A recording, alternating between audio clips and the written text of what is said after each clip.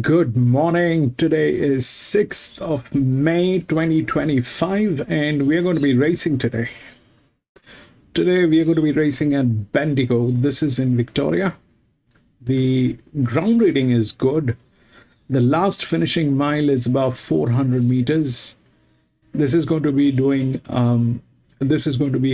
an anti-clock direction. The racing is going to be anti-clock direction. And the shape of the track is probably one of the most popular shapes, but this is not one of the best, not one of the worst. And we've got about 8 races today here, and we'll see what we can do here today. Welcome to Grandstand, and we do horse racing 5 days a week, and we do that in 2 steps. First, we try and identify the best horses through physics, mathematics, a little bit of understanding of horse racing, and once we have identified the best horses, that's when we take a look at the horses at the paddock when we get the live stream from the paddock or the gates. If we find that all the horses that we have chosen are looking good and good to go with, we stick to our picks and place our bets. But if we find that there are circumstantial changes or there are better horses at the paddock, we often step out or we make changes with our bets. It's horse racing, so we need to be vigilant. We need to be making quick decisions that are in favor of us and worthy. I've got 3 tabs opened in front of me. The first one is where we get to see the races. The second one is RaceNet, where we take a look at the odds and the scratchings. And the third one is PalmerBet, where we take a look at the official results. That's all that we have. We'll see what's going on. There's nothing happening at this point of time. We'll put Kimbla. Range preview, the 7-race program there, and we're about to get underway at Mackay with Michael Charge and Tony Woad, as we say. I'll share my thoughts once I have a little clarity. We'll take the odds. Hello, Ali. Hello, Michael. How are you, mate? Beautiful here at Clinton Park. All good. Ali's gone off a couple of days early because I've got to go to Mackay first. 8, 11, 1 and 7. Townsville's a far better place than Mackay. Am I allowed to say that? I was trying to be a bit subtle there. I'm just starting. You came in like I'm starting a tea shop. I'm just starting early, and she'll appreciate that. Okay. She'll give it back to me all afternoon, I hope. But yes, good to be here at Townsville. Great. The tracks look great. It's beautiful weather. We endured probably the toughest, hottest, wettest summer, and now we're starting to reap the rewards of the patience because this is beautiful. Yeah, 6 mils of irrigation in the last 24 hours, 54 mils the last 7 days. Rails out 5 metres, 1,000 on the winning post, 2 metres a remainder. A magic time of year. Once we hit May, we get excited and we start gloating, don't we? Yeah. Oh, it just gets better from here on through to about September. Yep. Would you say it's good form? Sorry, I said soft 5, but it's gone to a good 4. It is. Yep. Yeah, it's been upgraded. So 7 races ahead of us. A couple of interesting runners today. Yeah, Campbell's Justice in the last. He's unbeaten, heading towards the carnival, and of course Grandstand. Yeah. So a couple of nice horses racing. Yep. Short price favourites, pretty much the way today. But the first race is the 3 and 4-year-old Tudor's handicap. It's over 1,300. It's been reduced to 5 starters. Tricky little race, isn't it? Yeah, I thought so. Yeah. Sweet Kiss is 230. Upstart Legend from the John Mansell started at 330. Recruiter, pretty stiff last week, 360. We've got Time to Profit, 650, and Our Folly at 21. Yeah, I don't think Sweet Kisses is over the line. I've tipped up, but I'm not fully sold, to be honest. I'm 1, 3, 4 and 2, purely because she's such a bonny mare. She'll carry the weight, no problems at all. What I'm a little bit concerned about is back to 1,300. I think she's a 1,400-mile horse for sure. So, look, she's in the right sort of race. She's got a bit of weight, and the class will carry her a long way, but I don't think she's over the line. As I said, Recruiter, as you said, was a nightmare watch last start. Was held up from the turn to the 100. Never saw daylight until late, and it was all over. So I think a big threat for sure. I know you spoke Recruiter last week. I think Time to Profit's ready to run a much better race. She was held up. Yeah, I'm waiting too. I've been waiting a while. I think we all have. But look, she was held up last start from the turn to the 150. She looked a lot better last start than I've seen. So I think she'll run a race. And the 2 Upstart Legend was good behind Papacito at Mackay last start. A winner at Mackay, beating Birmingham Lad 3 back. So good race, 1, 3, 4, 2. I went Recruiter. He's getting out to 1,300 metres. Yeah, it was a little disappointing last week. See him not get much luck. You backed him too, didn't you? Sorry. Sorry.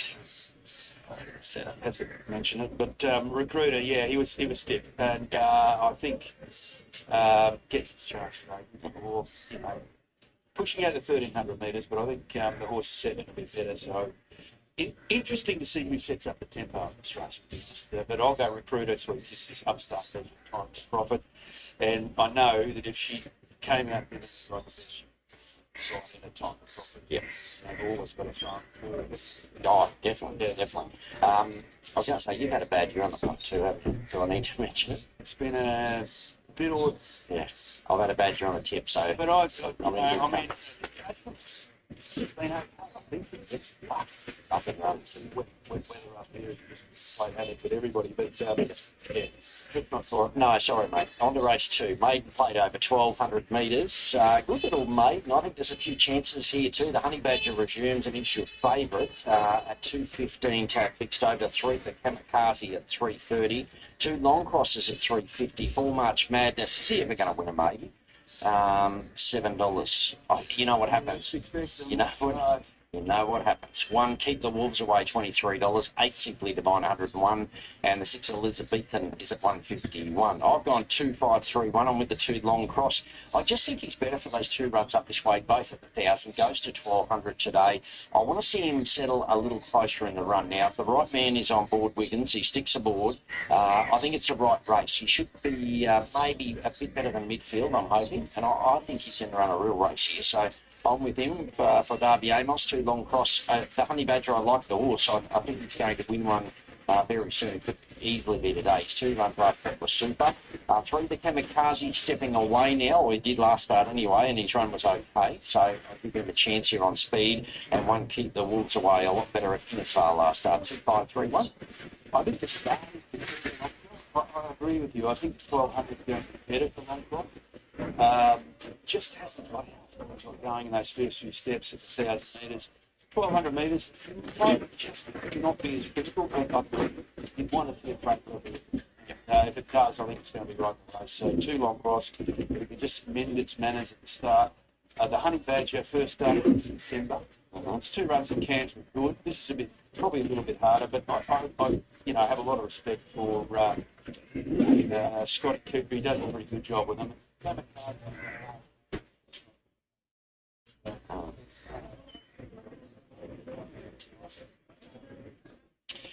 Okay, you're right. Yeah, under race. Lewis, welcome back, Lewis.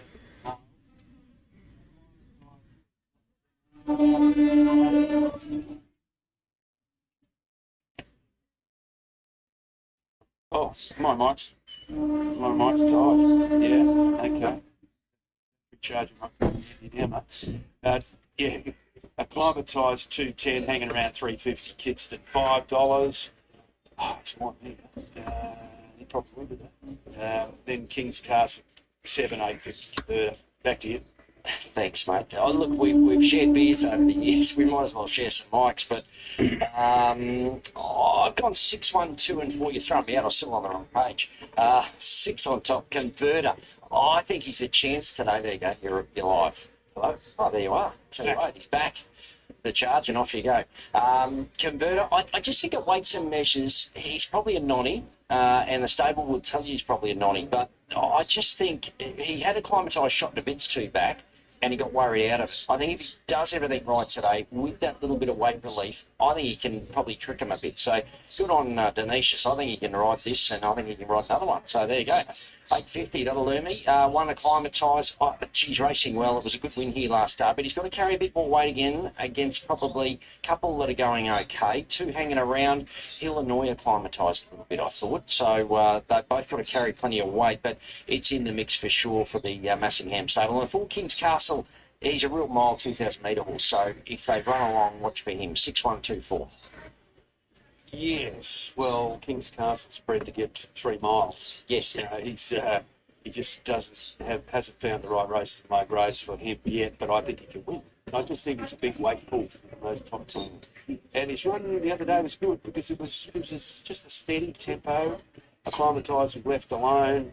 He sort of was able to dictate the race. I think hanging around if it does jump. It's a kick. will go forward, and it'll be interesting early to see how the tactics set up. I thought King's Castle, just as the weights, I thought, and the value, $7, I'll go with it. Acclimatised Kidston, hanging around. Kidston's another one, just having trouble getting out of the barriers. Yeah, just today, did I see? Well, Or, yep, waiting. I think it can jump the lead. You know, he might see this board. today could be the day. It could be, but he won't get mine. No. On to race 4, it is a benchmark 70. It's over 1,400 metres. Small field, Turnbird's in good form, heads the betting, going really well. This horse, $1.95 tap fix. 4 Cooling Counter. Gee, I think you're shopping overs here. $4.60. 5 John Joseph at $6. 7 Reedham and Weep at $6.50. 2 Choir Boys at $8.50. 3 Release La Missiles at $15. I'm very keen on Cooling Counter. Clinton Taylor, Justin Stanley brings that good, strong, rocky form. Let's have a look at his run first up. Now, this was on the 11th of April. It was in a benchmark 70. He was beaten by a horse called Early Fusion, but have a look at the ground he makes. I know he's back on the inside, but it's only very late that he starts to really pick up and try to get into the race. Now, that was 1,100. He then went to 1,300. He was a bit dour second up. I just think he needed that one more run. Here he is third up today. Now, he's just attacking the line as best he can over 1,100 metres there. Today, 1,400, benchmark 70, Townsville, which I think, look, in fairness, let's sum it up. Sometimes Townsville form's not quite as strong as Rocky. So, in saying that, sometimes Rocky's a bit mixed at the moment. So, I contradict myself, but I think Cooling Counter's a good bet. I've got it as the best on the day. John Joseph, I think he's the same mould. He's probably ready to do a little bit more, John Joseph. So, Ash Butler aboard today. 6 Turnbird, I'm not knocking him. He's going really well. He's really found the niche, Stephen Royce, with him, and he's flying. He was beaten last start, but he was the favourite. Look, I think he's right in the mix, as is the horse that beat him, Reedham and Weep. It was a good win last start, 4, 5, 6, 7. I think he, with any sort of luck, would have had 4 wins beside his name to third. He just had to sustain a long run. Right, this is the first one. It's a maiden race, 1,100 meter, and that 8 is the favorite. 8 is in good hand. It's a neutral horse. Then it is 11, which is the linear. Then it is 1 and 7. We'll see what happens. I'm going to be staying out of the first one. The 11 is definitely a management issue, which is there. 8 is in good hands. Through the rails, it is exactly like this: 11, 8, and 1 and 7, but 6 and 10 are here. This one is again like that. So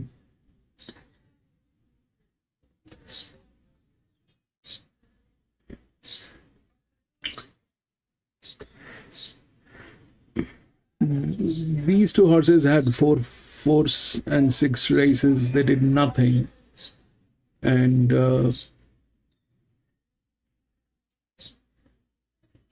but they're there, they're present.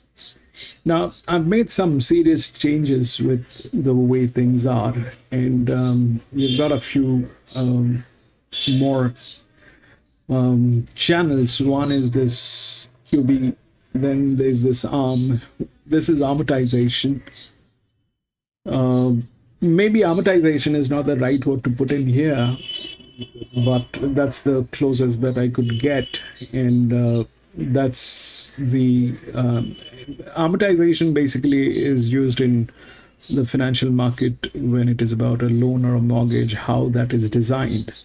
So I use that term here. Now, the thing is,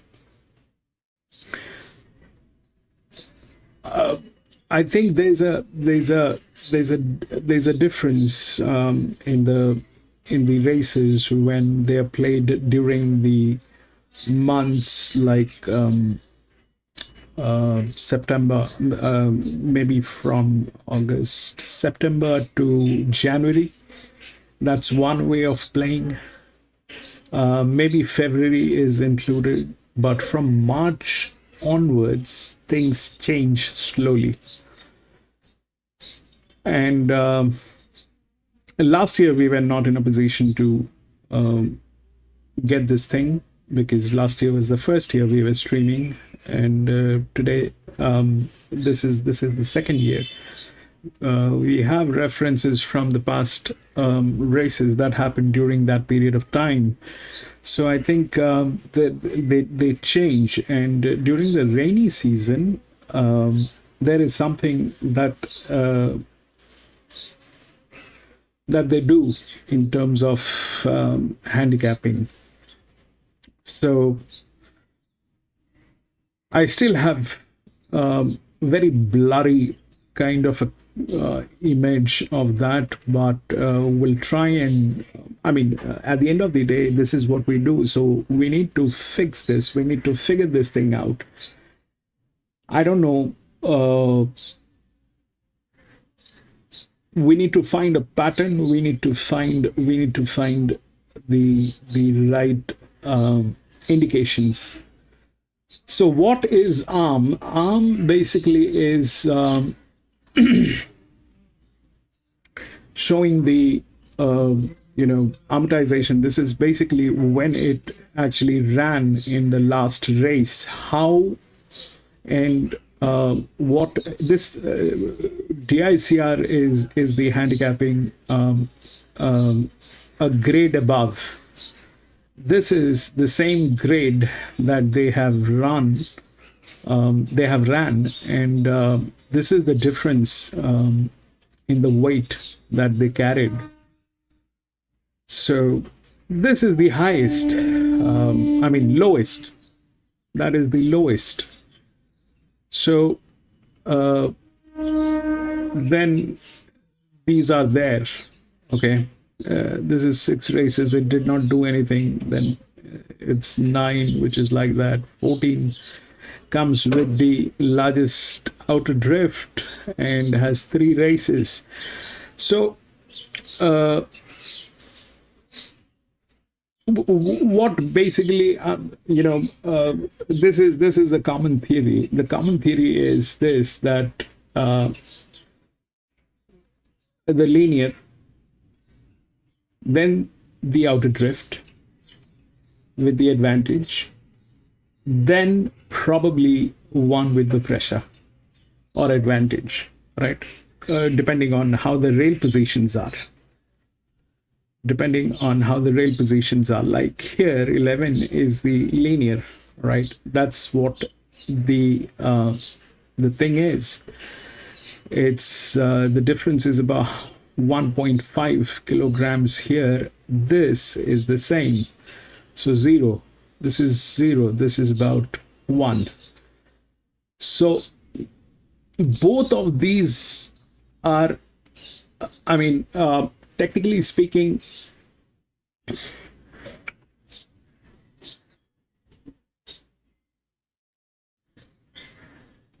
I don't find a reason why the linear should lose. That's something that we have raised during the month of August, September, October, November, December. The linears will rule up till 2,000 meters, but they're losing in almost all the tracks, and that is happening through this amortization. We've checked. This is happening through the amortization. So we have calculated that amortization here with the QB. Now we'll see if on what grounds the linears are losing. The linears are losing, that's for sure. The linears are losing, and like in this case, if we calculate the QB, so this one has 6 races, did not do anything. The QB is huge on this. This one, the 6 has 4 races. It did not do anything. So there's not much that can happen with 6 to 10 6 races, all right? But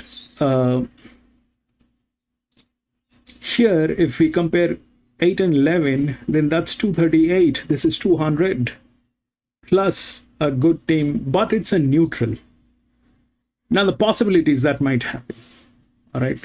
The possibilities that might happen. So this one has 6 races. It's not there.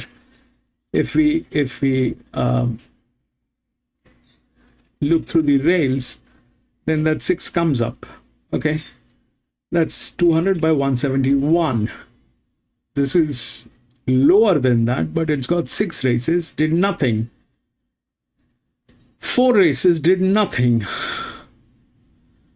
So that's not possible to actually, it's not possible to talk about them. This one has 2 races.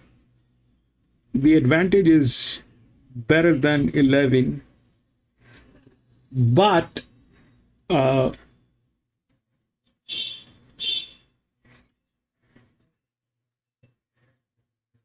that's the thing that needs to be checked, whether the amortization is there or not, and how it is affecting. We get this thing straight, we got everything straight.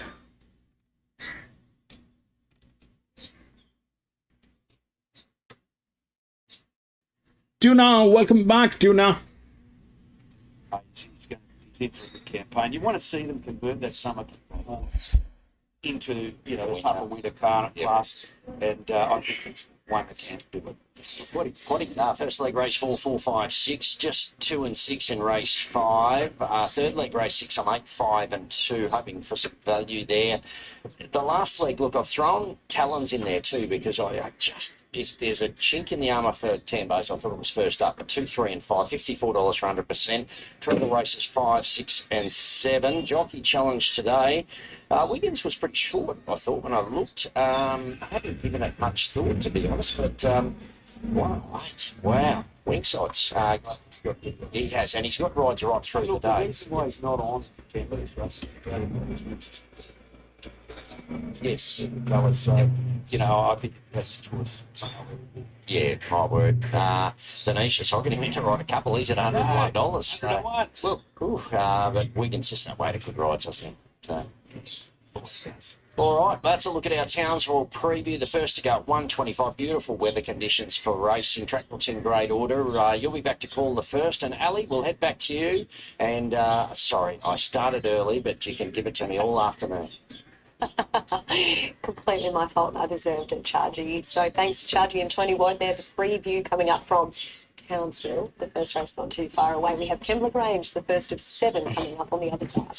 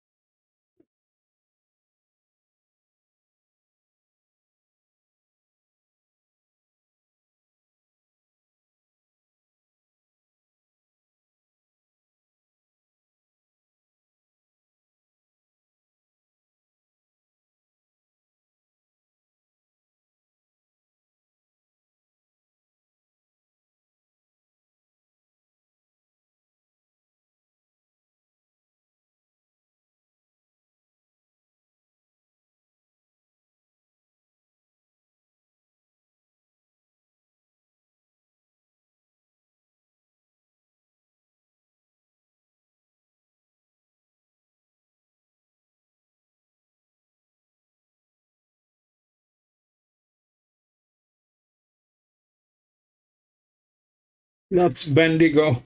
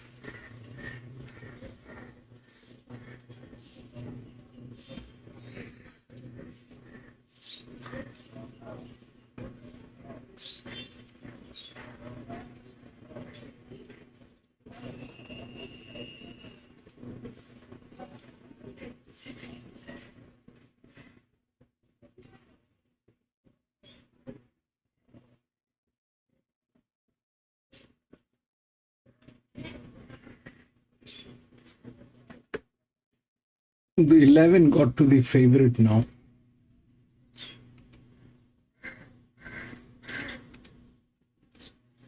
11, 8, 1, and 7.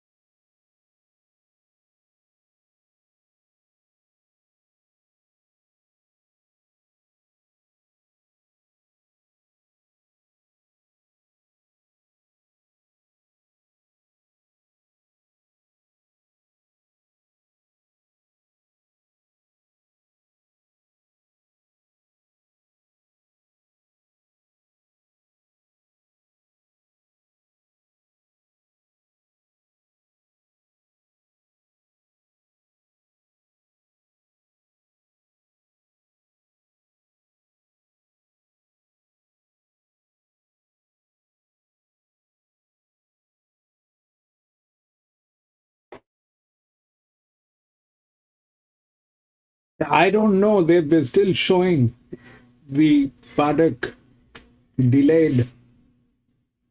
Lewis delayed. Probably they're showing the paddock. It is short delay, maybe about 5 minutes.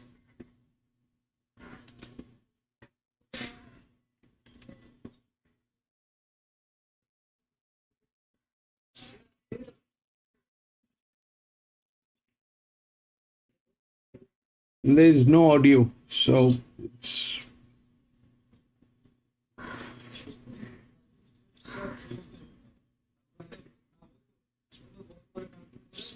I'm going to investigate it next.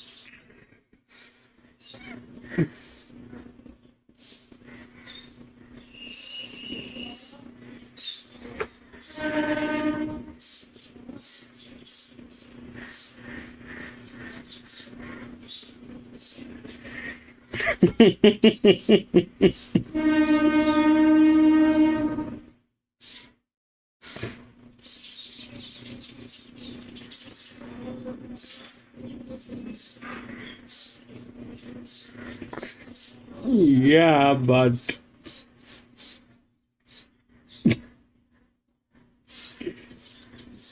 you didn't have to get that close.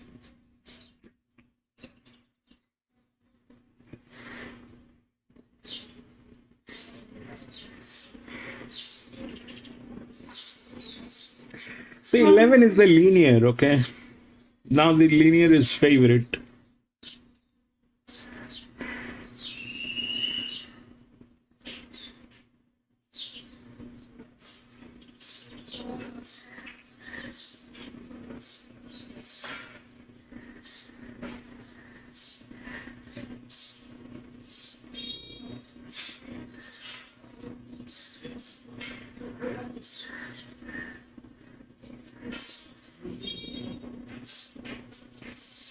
They've been losing all around the 11, especially today. It's a good ground. On the soft grounds, the 11 has been losing, but today it's a good ground.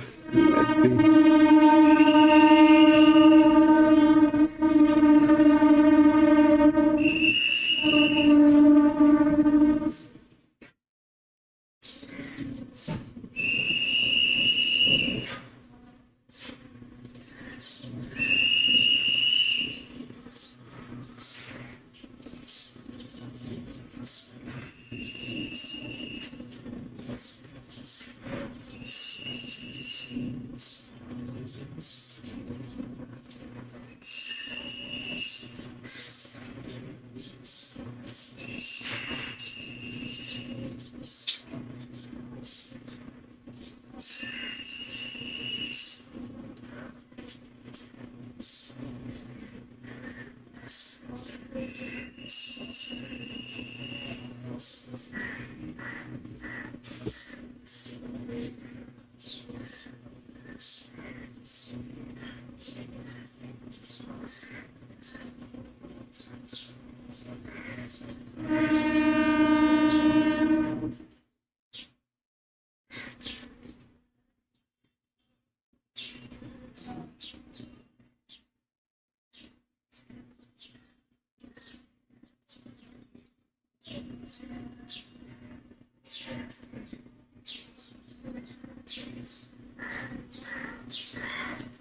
Hi, GB.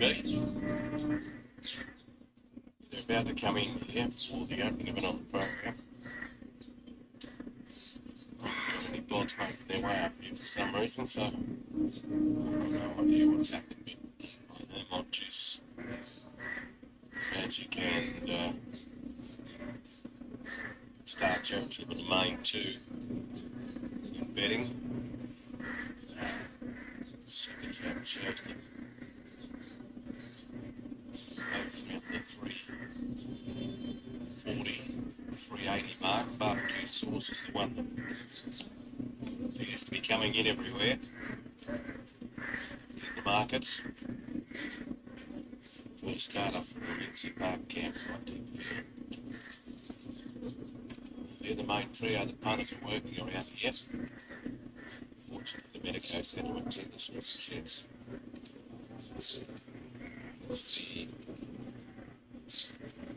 The way here, but got them around at the gates, just setting up the last here. False rails just in front of me here. Stalls, and I'll bring them into line. They're opening in on the program. 330 super tap on juice magic, 390. Barbecue sauce at $4. About Star Territory. Glorious day in Bendigo Town. track's rated a good bit of wind starting to get about. Rails out 8 metres for the entire circumference of the course. We've had a busy few months here, but of course, the promise still looks fantastic. Of course, another meeting here next Wednesday. Midweek Metropolitan flag about it. Going in well for this opening event on the card here. APM Animal Health Maiden What?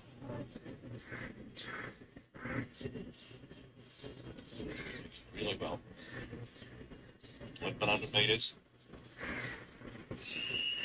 Kelty to come up.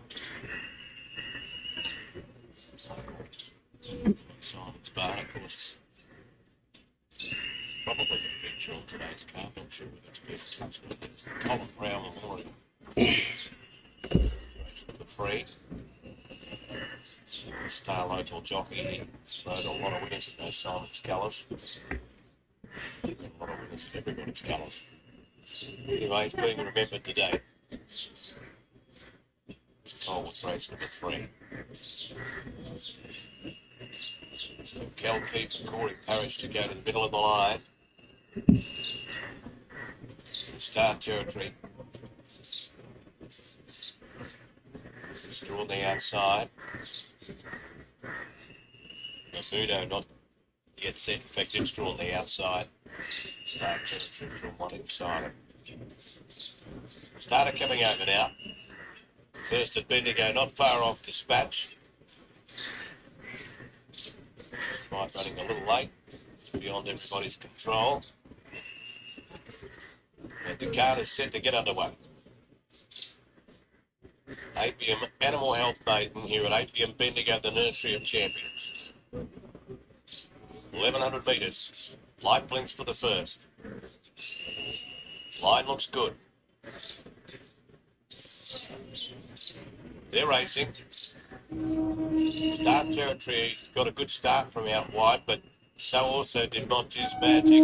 She's elusive, driving through the middle, and Barbecue Sauce holding them all at bay. Start territory is wide and wanting to overdo it a bit. They're followed next behind them by Gamadale Curly, and next in the field then would have been Bian, who's over on the inside of runners. Mamuno's gone back to last, as Mr. Zena only just in front of it, and so too the local Kalkee. Up before the turn, and Barbecue Sauce then She's Elusive. Monty's Magic in third place as they wheel the bend here now. They're followed next by Gamadale Curly, who's looking for a little bit more room. And further back in the race then to Star Territory, who's pulled out very wide. In the straight, Monty's Magic coming after Barbecue Sauce, who's giving it some resistance. She's Elusive, and Mamuno from the back is starting to thunder home, and it's going to go straight past it by the look of it. Mamuno raced up, took the lead and won, as it liked, by a length and a half on Monty's Magic. Third place has gone to She's Elusive, I think, in a photo over Star Territory. They were followed next in the field by Mr. Sick. Kelkey, Barbecue Sauce, Gamadale Curly. Wondering what it was Chop Chop Go. It's finished at the back of the field. That was a big win. Bermuda through the outside gate. Sat back and is absolutely swamped. And last of its first 2 runs back this preparation. And today it's run first. Bay Gelding 3 by Dundeel, I should say, and a Flying Bliss. Raced by KCC Racing. Cliffy Brown on board with Billy Eagle. Big win. Number 6. Lemon Monty's Magic. Harry Coffey for Robbie Griffiths. Has run yet another placing this Chestnut Filly 3 by Stars Bengal Banner. She's Elusive number 14. John Keating for Sava Sam. It's the filly by Blackburn Machine. She's put in a much improved performance today. Interim numbers are 6, 11, 14. 2 gets the 4th beyond. In front of 8 Star Territory. 6, 11, 14 and 2 and 15 number 8. The margins were a length and a half by 2 1/4.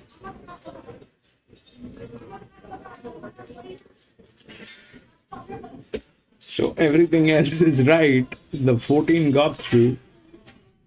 That's the highest.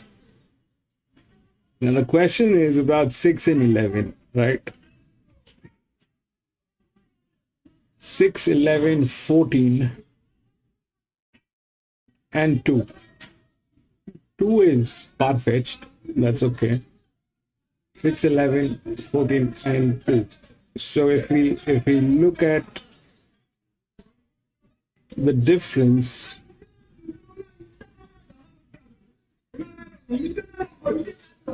this we can't match this because of two reasons. One, this horse has no races, but there's a lot of advantage here on 6, way more than 11, 8. That's there. 10 was also there with a little better advantage, but it's got 6 races, did nothing, and that's the management. So that cannot work. But the physics on 14 definitely worked. 11 with the linear, it came in second. So it's a possibility that the whether this is right or this is right is not something that we can figure out at this point of time, because it's a no match. This one is suffering 43%, but definitely this one as a maiden race, plus it had one of the best jockeys. All right, this is one of the best jockeys. The best jockey was here on 1, which was there as a favorite, but look at that number. It's not going to work. Plus, it doesn't have any physics. Here, the physics was 14. So 14 definitely is the outer drift that that'll get in. All right, that'll get in. But 8 was getting tailed. 7 was getting tailed. That 10 probably is again management. So can't match at this stage. We'll have to check the next one. But 6 definitely had way more advantage than this one. That's there. And that's how it is, 0-0.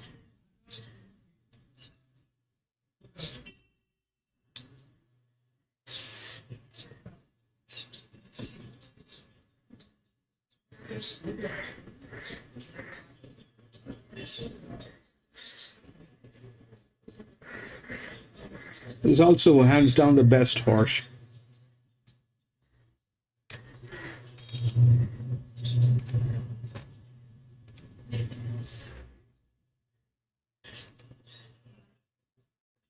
One, 9, 8, and 4.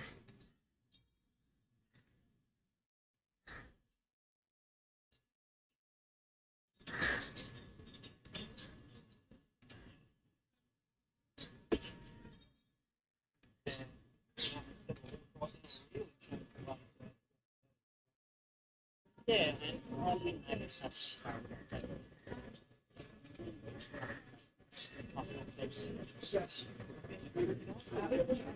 yeah, he did off. He must start and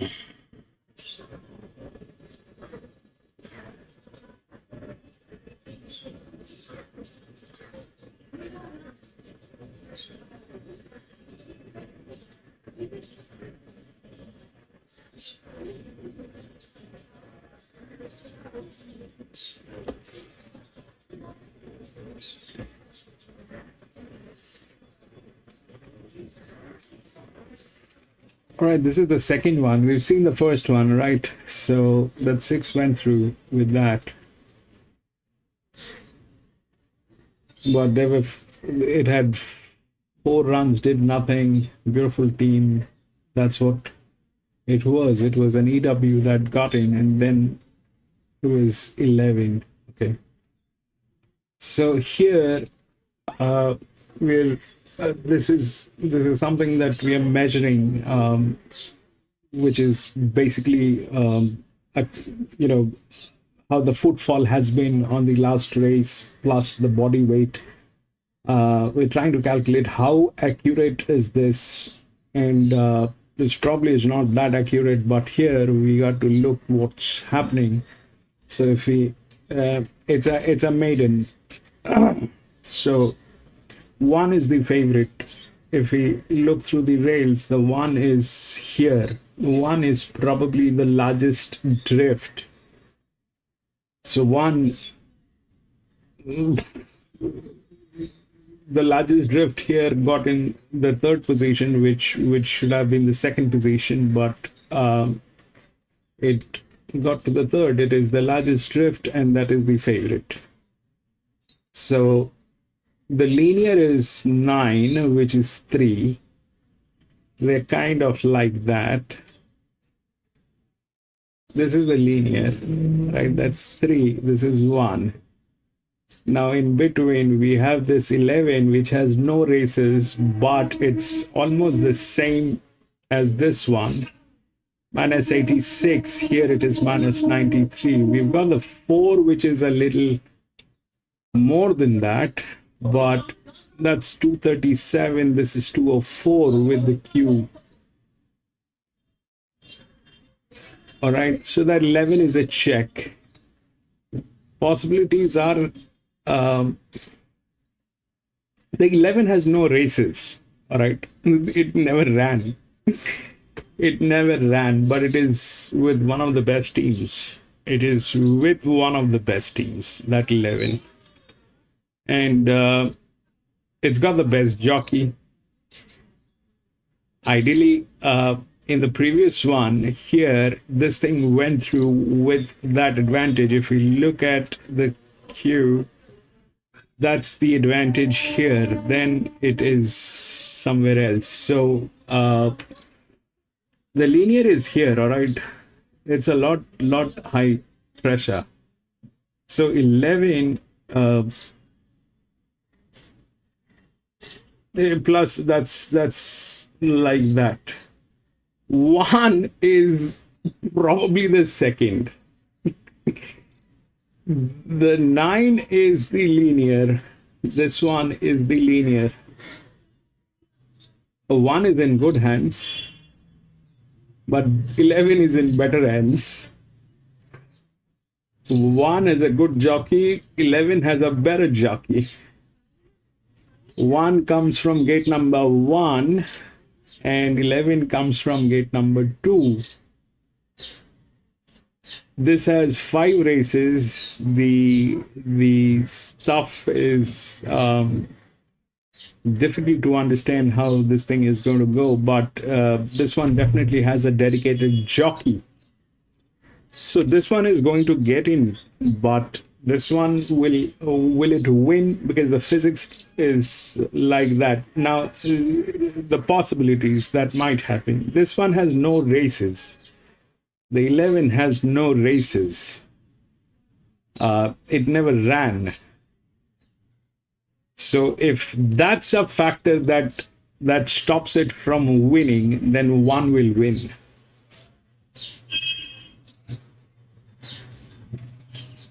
sorry, then 9 probably will win. This is 244, this is 299. Then it is something else.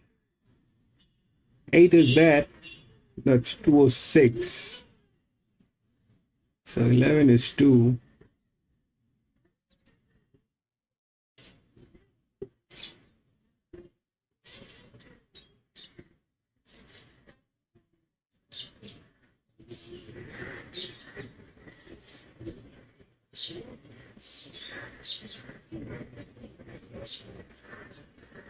All 0 0, yeah. This one was 0 0. This is 1.5. This is 0. Where is 1.5? There's no 1.5. 11 is a check. We'll see how that works. And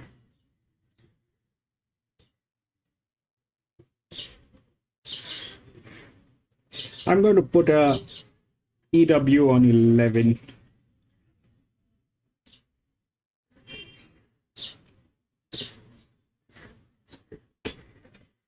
I'm going to put a EW on 11. We'll see how that works. If the 11 doesn't get tailed.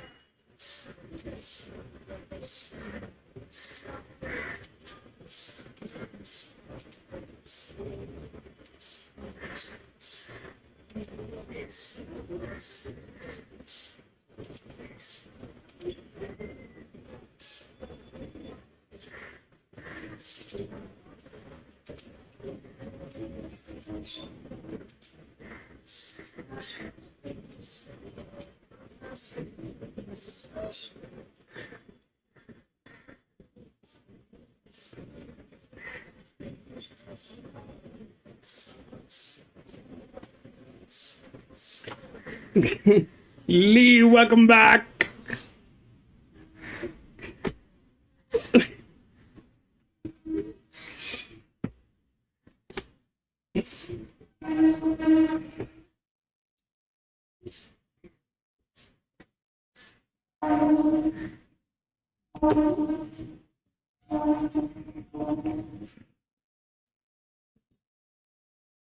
You know what I think is this is just a wild thought. I still have to get references on this. I don't know. If you guys have any idea, please let me know. I think during the rainy season, I mean, generally, I know they press the ground. They press the ground. There's a press. But during rainy season, I think they also do fill up the grounds. They also do fill up the grounds.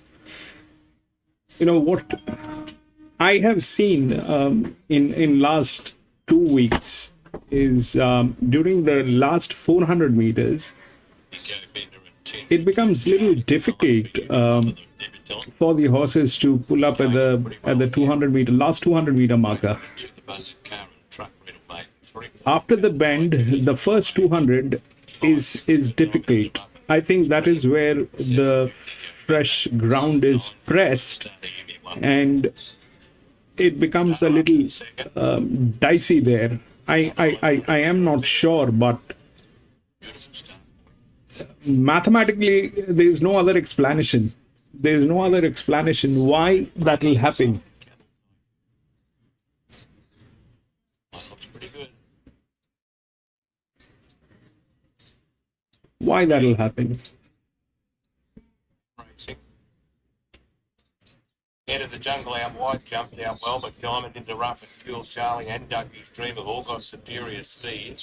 They're in front of No Fighting at Cabal Tycoon and then Scrum, followed by Yumi Wonder, head of the jungle, drifting back to second last, and Go Binder, who was drawn the outside gate, has gone back to the rear. Cool Charlie with the shades on, skipped away 2 or 3 in front here. Let's see. Diamond into rough, 600 to go. Dougie's Dream third, No Fighting fourth. Then followed Yumi Wonder, Cabal Tycoon on the rails looking to try and extricate. Then Head of the Jungle, further back to Strum, and last was Go Binder. Heads were turned for home, and Cool Charlie's been giving them something to chase, but he's coming to the end of it. Diamond into rough, trying to gun him down. Then Cabal Tycoon getting out. Dougie's Dream was next, and then Yumi Wonder. Diamond into rough, trying to run down Cool Charlie. Cabal Tycoon can't get there for now, then Dougie's Dream, but Diamond into rough, ran to the front. Diamond into rough is going like a winner with 50 metres to go. Draws clear, wins by 3. Maybe Cabal Did it Tycoon get there? just Did we Cool get Charlie a for the minor spoils? Yumi Wonder ran well for 8? fourth, and then Dougie's Dream.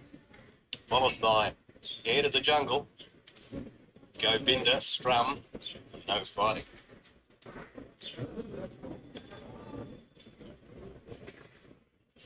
Fourth? Yep. It doesn't have any races. Now Into rough, too good. now we'll show you Number what 8. 8. First 2 runs back were very good. Jumped out well, let Cool Charlie led them a merry dance, and it's been able to run it down and hold everybody else off. Number 8, a Baymare 4 by Magnus from Purple Butterfly, Matthew Brown at Cranbourne, and Liam Reed. Start number 6, third up this prep, too good for them in the end. Cabal Tycoon looks to have just got second on the line. Billy Egan for Patrick and Michelle Payne. In advance of Cool Charlie, Harry Coffey for Aaron Moe, who gave plenty of chip. And Yumi Wonder ran really good on his debut for 4th place. So I'm suggesting the Ingram numbers are 8, 1, 2 and 11, and they are 8, 1, 2 and 11. Gone up. 8, 1, 2 and 11. Right. 9, So let's check what happened.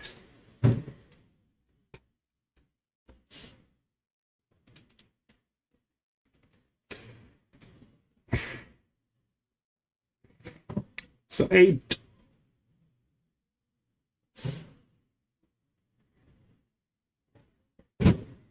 If we threw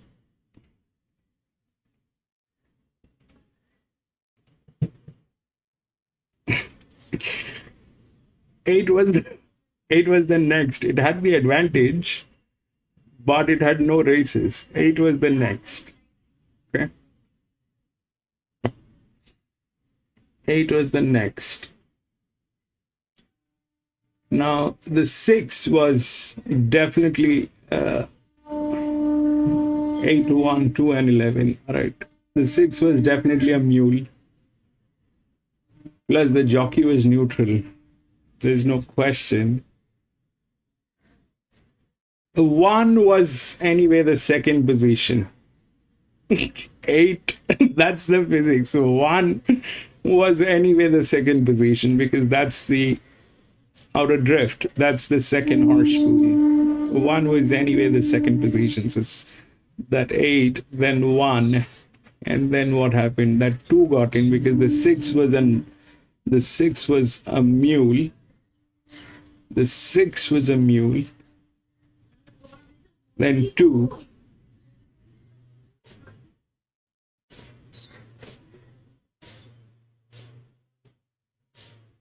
Then finally 11. The 11 was a wild goose chase because this thing had no races. I just went with it with an EW, and it got third. But The thing is, you also need a little bit of experience to do this. So that did not work. The 8 got through because that was the second one. We go to the next. Let's see the odds. 3. 2, 12, 3, and 9.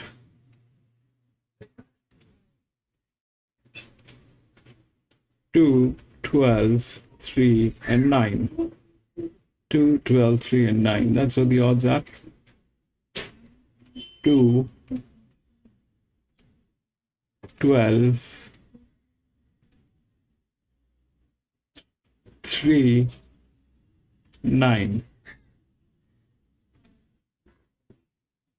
3 is the largest outer drift. It has the best jockey. All right, now let's check.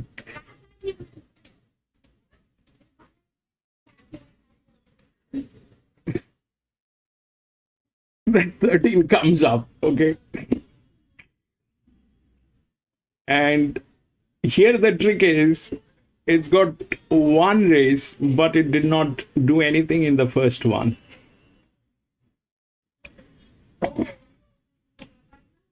Here it did not do anything in the first one. So 13 is a check. If we look through the rails, then 13 is here, which is 3, 1, 2. 12 is the linear.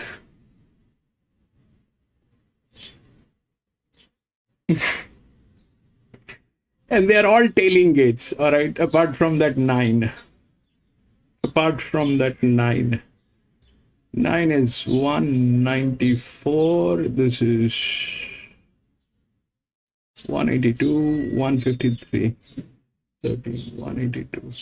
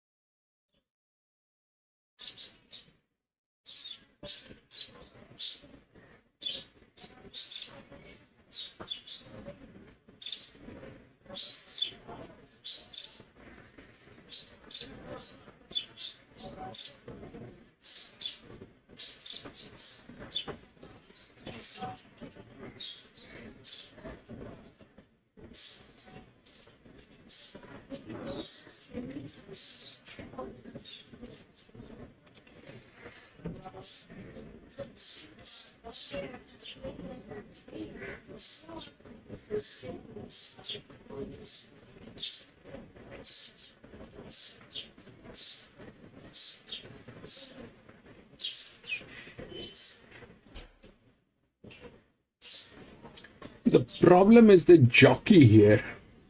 That's the problem. The best jockey is on 3. All right. The best jockey is on 3. This is anyway the second horse pool. This will get him. It tails 2. That is also plus. But the question is, what happens to the linear and this one? The linear is not getting in, that is for sure, because that's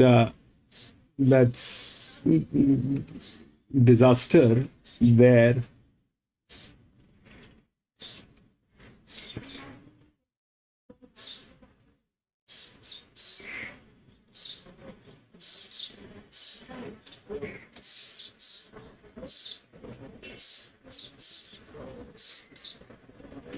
That 13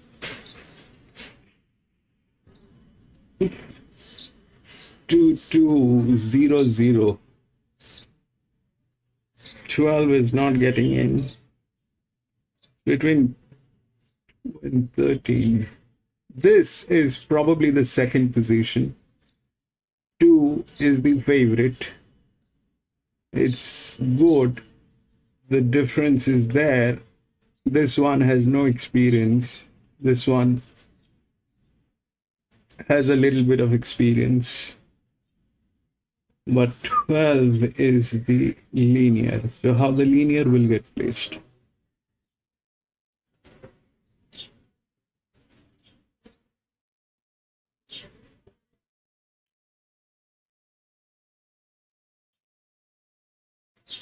$13, $29.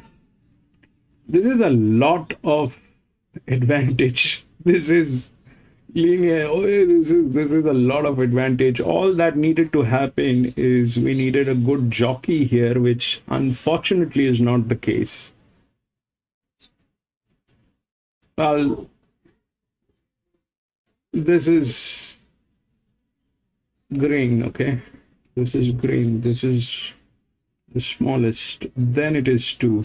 Here, this one came in because of the experience. It never ran, but it came in 4th. This thing has 1 run, so it is not that it is completely out of experience. This is anyway an EW, so if the linear fails, this thing gets in.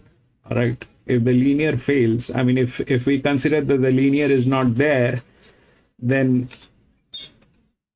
this is the one. Linear is not strong. This is like that.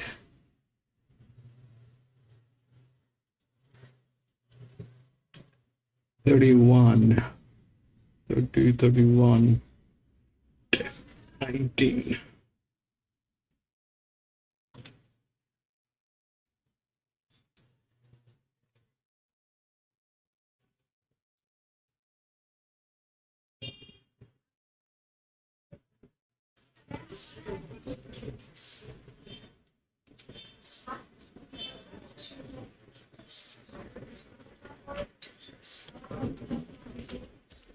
I mean, the best bet is a 2 EW. That is there. I mean, the 2 is definitely going to be this. I'm sorry, the 3. The 3 is definitely going to get a 2nd or a 3rd position. That's there. That's how it works. But 12 or 13, man. 12 or 13, 12 or 13. 12 is there.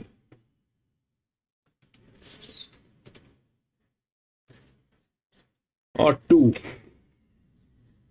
2, 13, 12 is definitely not the scene.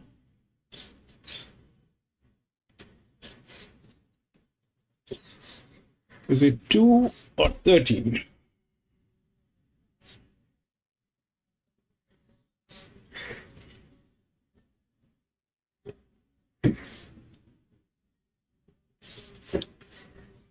$13, $2, $3.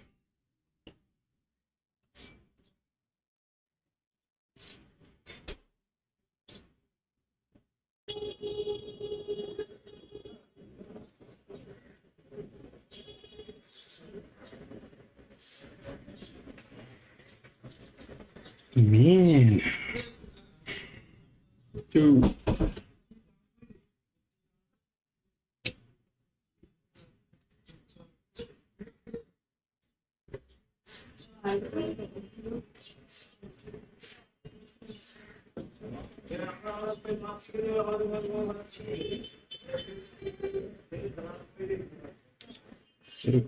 Two.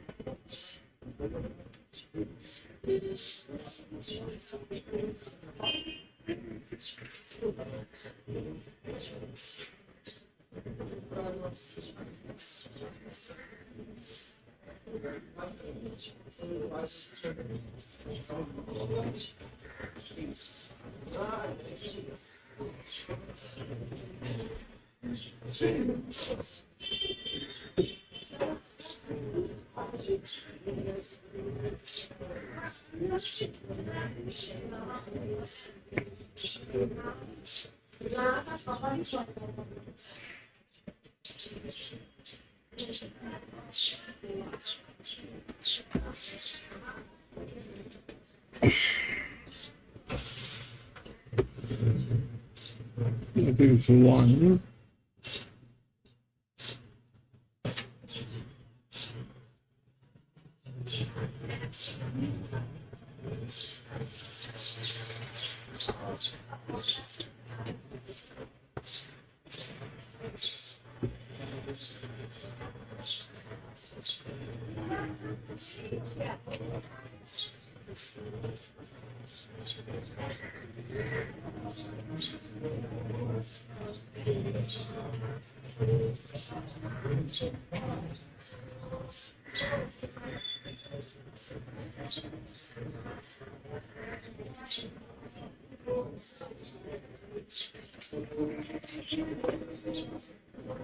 That's the 2.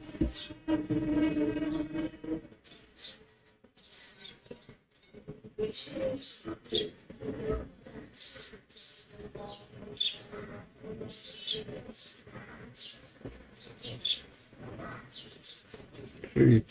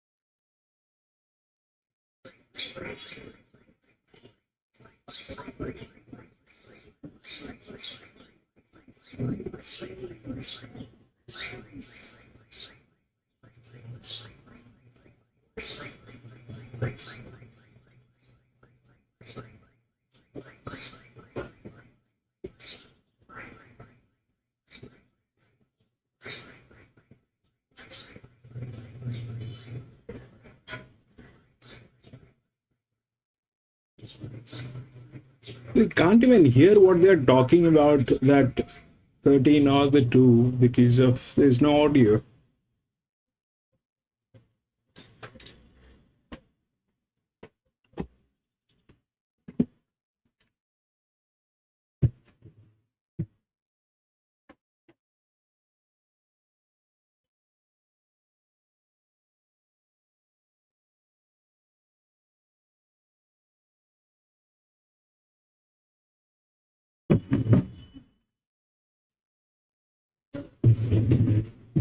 Two or 12.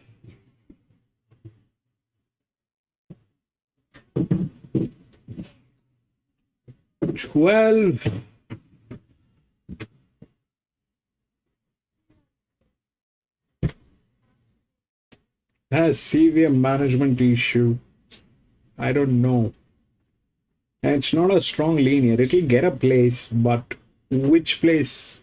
Because the 3 is there, which is an EW. So the 3 is either second or third. Now, if this 3 is second or third, 2 is the favorite. 2 is a good horse, there's no doubt. Man,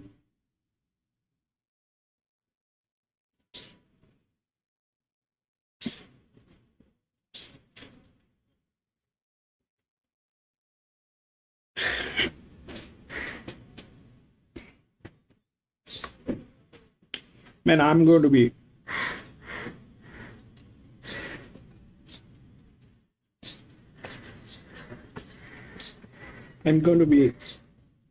Exactly right. 1300-meter trek.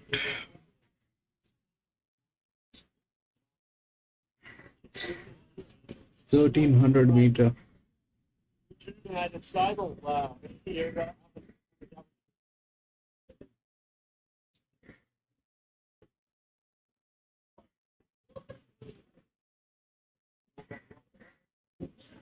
Jumped out particularly well. Coffee 13. I'll put coffee 13. Let's see. Let's go. We'll have to get the data also straight. So if I step out, I will not be able to get the odds. It's difficult for 13. But we'll see.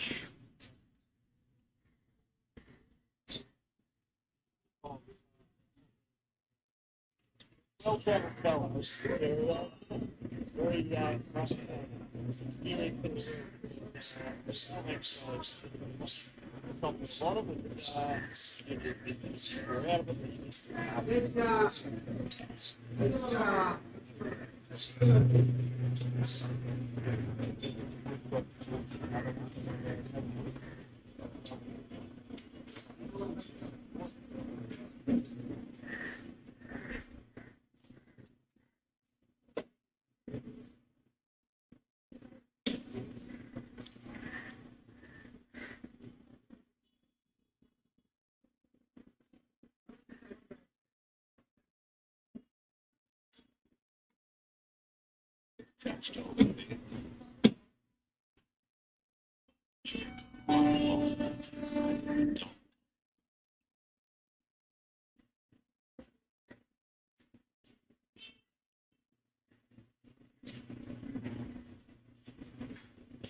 I'm tight. It's got to be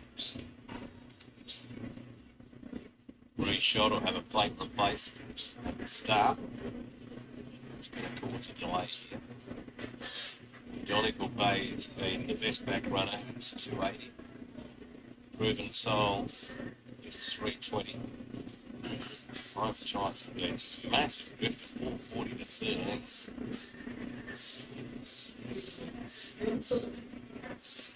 We needed a little better jockey on that 13, but Top block. 650. Tight. Undergo some barrier work here. Cause a delay. why are they showing that 3 now?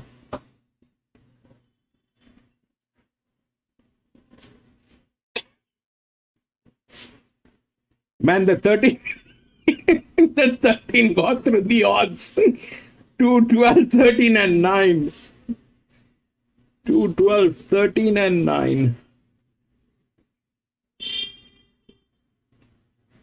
Thanks, Marno. As you can see, we're a little bit right here. You can see I'm tight. It's been a massive trip to 440 out. When the 13 got through the odds. It's being shot as we speak.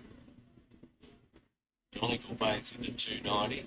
Just favourite group sold $3 a boat. They can support. Winner, top luck of 850s and 650 third best. Winning toasters. Really solid around the gate. Leading for the dock. And I'm tight with the beat of a massive grip. 40 out of 13. You really see the grip that far. Barrier. No,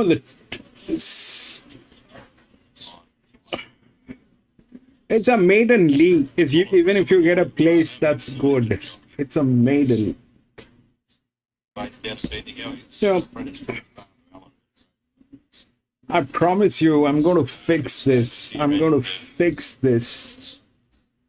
South. I'm going to fix this. I just need a little times.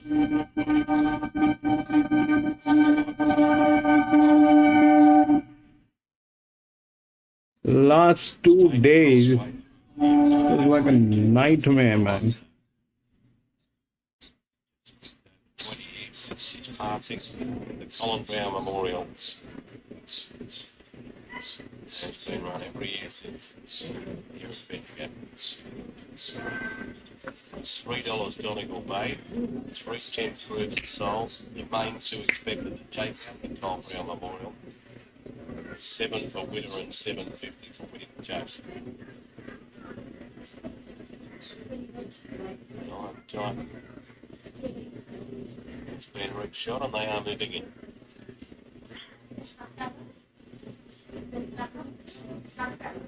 Getting ready. I'll Be There has gone up.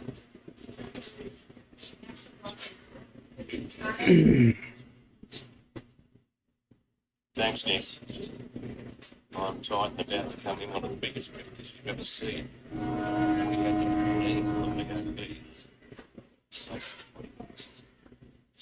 This is the Colin Brown Memorial. Nick, you wouldn't remember him, but Terry would.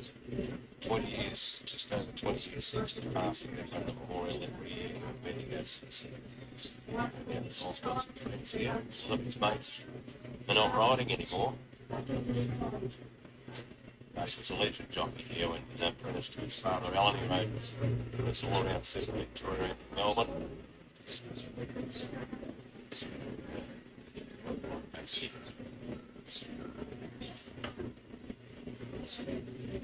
And this is his race, the Colin Brown Memorial. Here comes Princess Maddie. She's stable just across that outside fence. Winning Toast has gone up. Cat failed, did out of Princess Maddie. Not far from her home there. Goes to the outside gate. Fielders ready. Good betting duel between Donegal Bay and Proven Soul, and they're racing now. Princess Maddie came out hard and fast. I'll Be There away well. Iron Box is not too far from the speed, and Proven Soul is going forward on the outside. Then the Graver Doc over on the inside, just in front of Cod Invader and Winning Toast. Widow was next from Iron Titan. Donegal Bay third from the back. Cat Fails over on the inside, and Chantra was a length and a half off at the end of the field. Princess Maddie leads them to the 800 and leads them a merry dance by 2 lengths to I'll Be There. Proven Soul gets into a sweet spot. Fourth is Iron Box. Winning Toast always wide, and then the Graver Doc on the fence. Cod Invader next. Iron Titan 3 deep with a trail in. As Donegal Bay following it. Widow looking for more room. Then Cat Vale. Chantra about to come to the outside. On the home turn, I'll Be There took over. On the outside, tackling a Winning Toast despite being wide all the way, put its head in front. Donegal Bay starting to rip home. Proven Soul's getting a late split. Winning Toast. About to be swallowed up, is it? No, it's fighting on strongly. Donegal Bay having a think about it. Proven Soul back on the far side. Starting to come through now, Proven Soul. It goes up to Winning Toast. 12. Proven Soul maybe a nose Winning Toast. Donegal Bay, well, its run may have just ended when it was looking like the winner is probably the best description. Chantra, or Princess Maddie, who battled on well for fourth in a photo. Then I'm Titan, followed by Cat Fail, Iron Box, I'll Be There. Well back, Cod Invader, Witter, and the dog again. I think it's just going to get there. Proven Soul, hopes for the best. Pardon me, I wouldn't want it all over again. You probably would. It's a winner. It's going to get it to 12. Proven Soul. Fred Kersley, beautiful ride at the end. Painfully free by Justified from Limbo Soul. Raced by Sea Cerner, trained by Scott Cameron and Flemington and by Fred Kersley. It's going to just get the judge's verdict here over 9. Winning Toast and very brave. Grasshopper, Jason Lyon for Craig Conrad at Ballarat. 2 Donegal Bay, who loomed up like he was going to go straight past them.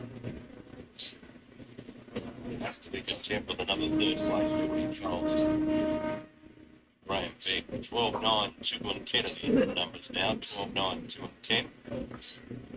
For nose, by a length and a half, 117.55. A nose by a length and a half on the Gold Brown Memorial, 117.55, 12.9, 2 and 10. Proven Solo ran the favourite in the end at 2.90. Just sneaks in.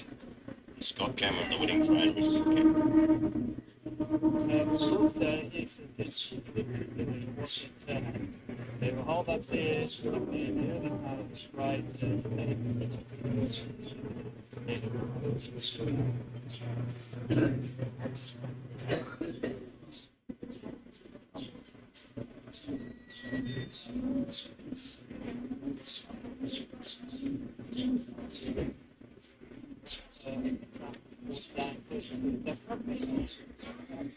Twelve, 9, 2 and 10. 12 was the linear.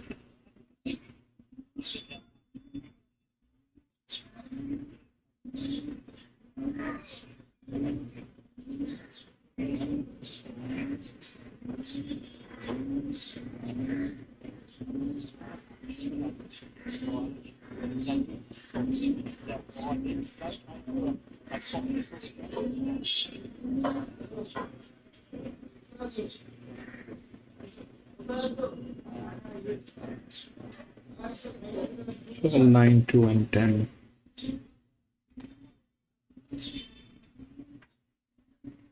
So 12, the linear. 9, then 2.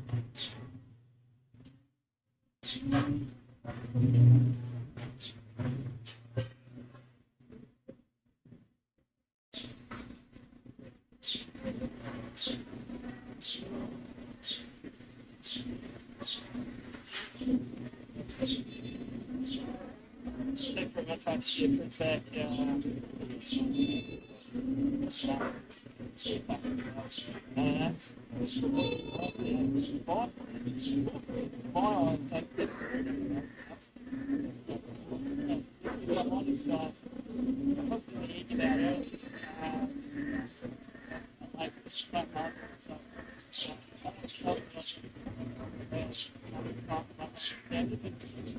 thankfully,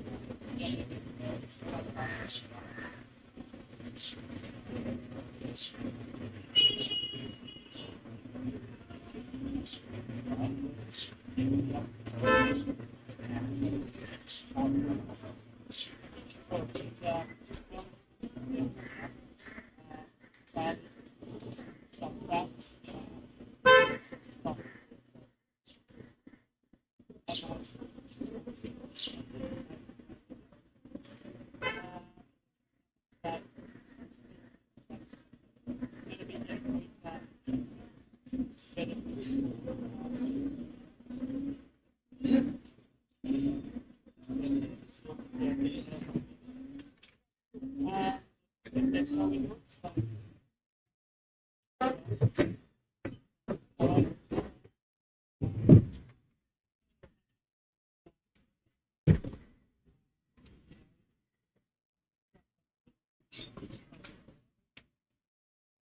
9, 6, 2, 11. 9, 6, 2 and 11.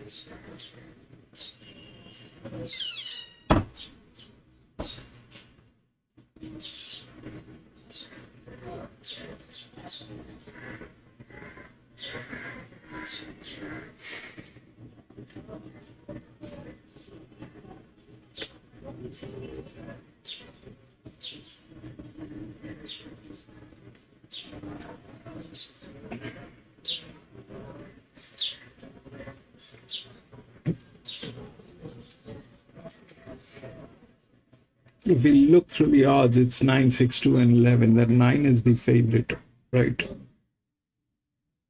That 9 is again the largest outer drift.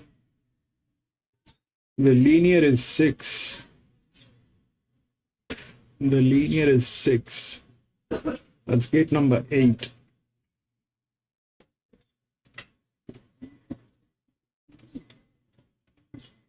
That's that, but it has 3 races, 2 races. They did not do anything in last 2-3 races. The best jockey is, however, on 10, which is gate number 1. This is gate number 2. That's 10.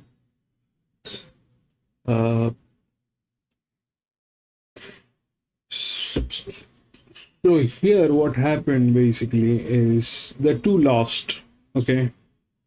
The 2 lost and the 12 won. Let's try and figure out why. So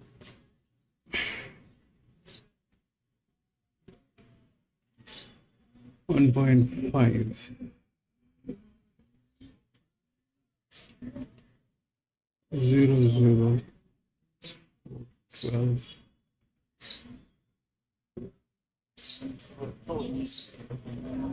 12, 9, 2, and 10. 10 had no races, but it got in. 2.5, 2.50.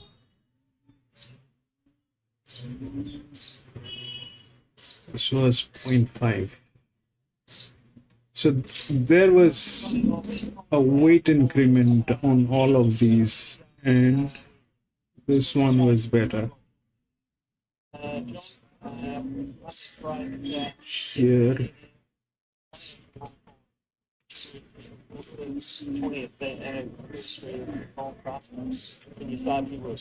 Largest, it's not happening. From our early apprentice days, right through to the past. For a maiden race, there's a that's a lot of weight increment on this. Here, it was 1 kilogram on 1300. That did not work. I'm just going to touch on something different that I would normally say at this 8. Colin had a mischievous and a fun side to him. Fish. And back in the day, I think we were both riding at Caulfield. I was late up in traffic, and I asked Colin to help me put my gear together. And that was all good, went and weighed out. There were called riders. I've got to walk out on the track. 10 kilograms, 1500 goggles back to front on the helmet. And so I have to rectify that. I walked out on the track, legged on the horse. he's taken my stirrup leathers from the tail hole on both sides to the top hole on the This is right not hand side happening. and the bottom hole on the left. And at Caulfield in front of a massive crowd. How will you match? There's no races, but that 6 is in trouble. There's a lot of weight. 2 is 0-0. 11 is anyway EW. This is the outer drift. They are tailing gates. Don't remember riding with Colin. This is last time here it was 1 kilo. It did not work. Came in third. 2. 9 is the favorite. That's the second horseshoe. You can't trust this horse, number 2. You can't trust. It has got 3 races. It did not do anything. How will you trust this? How will you trust? It did not do anything in last 3 races. We'll wait for the right races. I'm out. Can't get into this. This will unnecessarily be. I mean, I'm going to put an EW on 2, but that's not happening because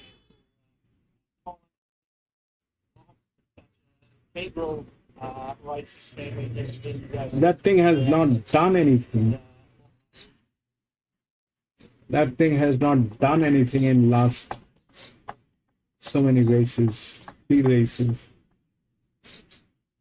Expecting that it is going to break the maiden today is a little weird. I mean, it's a habitual offender.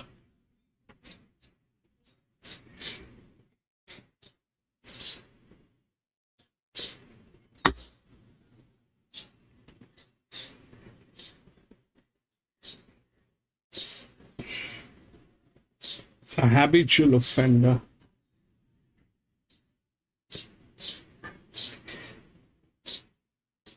So yeah,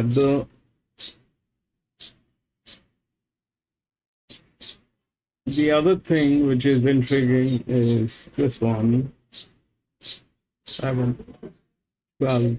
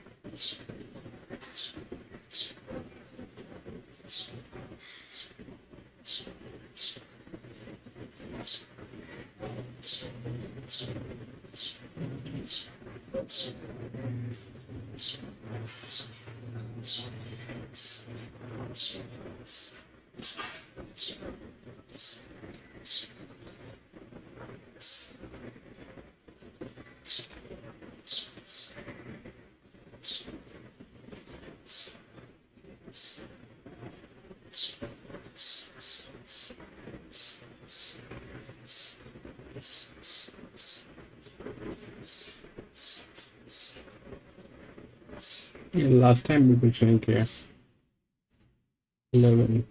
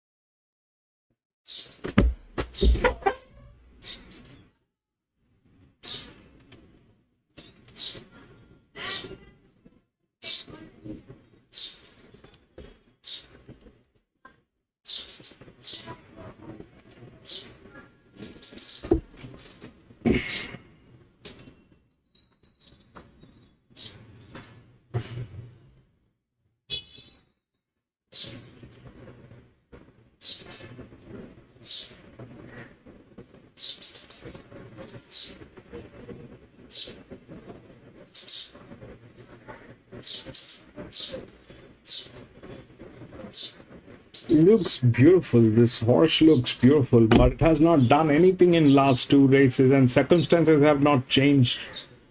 Circumstances have not changed. The same circumstances. 6.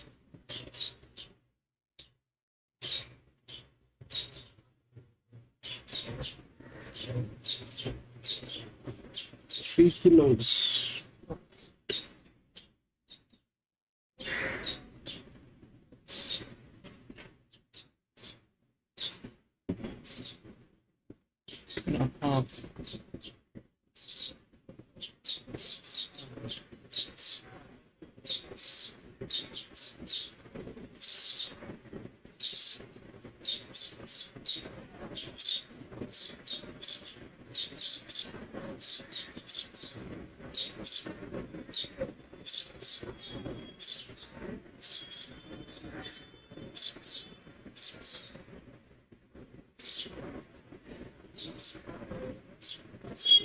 Six.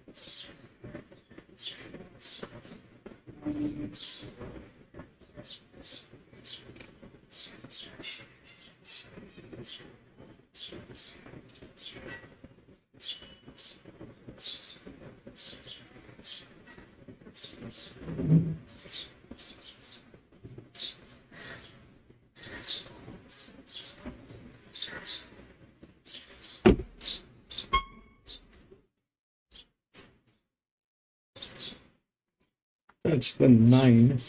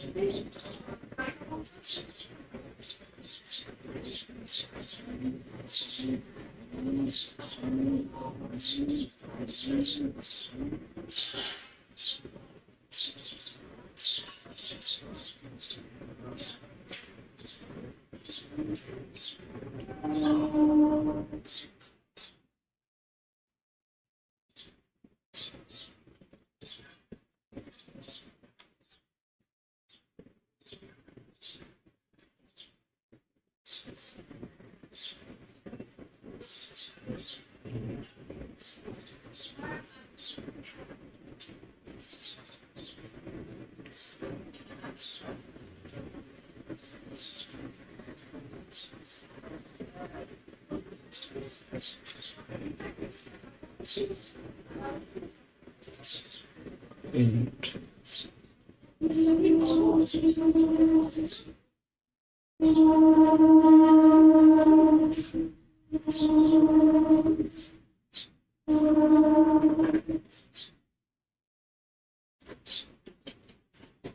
What is that? 9 is getting tailed.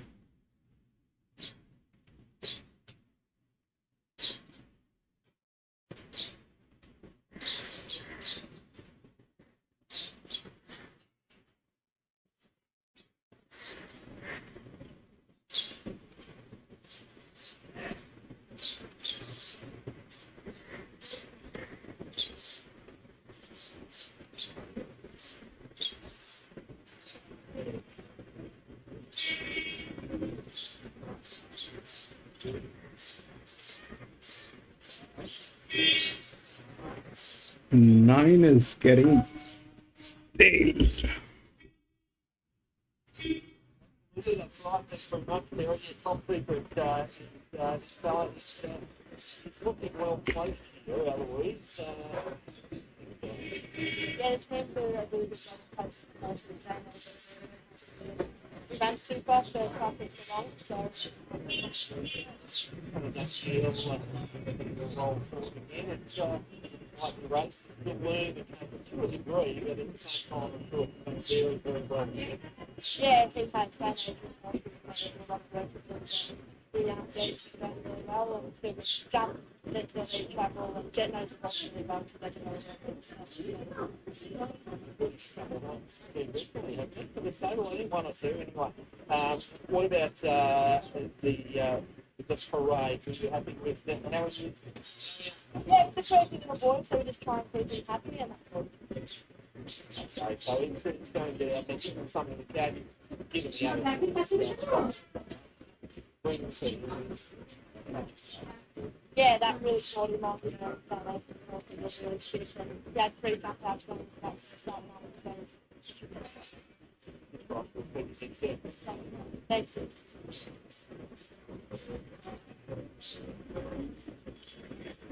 Two looks good, but 3 races it did not do anything. The 2 looks good. I mean,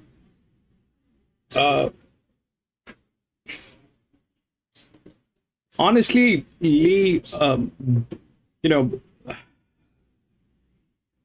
I need to get Randwick. I need to get Randwick to validate this. I mean, my honest confession. I need to get Randwick on a good ground to get this thing.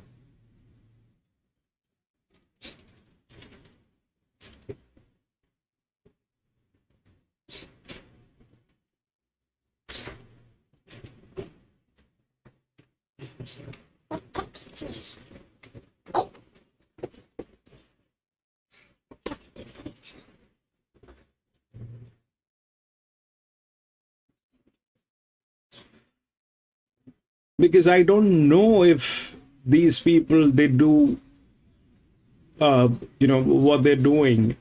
The established places are US 6 into possibilities. 6 into possibilities. 2 alike, but One back for an absolute stack here, Martin. here the other problem is 12. The other problem is 12. And why that 12 is not there within the odds is something that I don't get. That 12 should have been within the odds. Roll the dice, Gallopers beat $8 in this. 9 getting tailed, yes. 9 getting tailed. 9 has the physics, it'll get a position, but winning, if we have to take 6 in 2, then 2 has a lot of advantage to win this, but it has not done anything in last 3 races. So, and there's no money on 12, so there's no push on 12. Let's see. 6 and 2, Lewis. I am also going 6 and 2. Let's see if we get this 6 and 2. 6 and 2, Queen.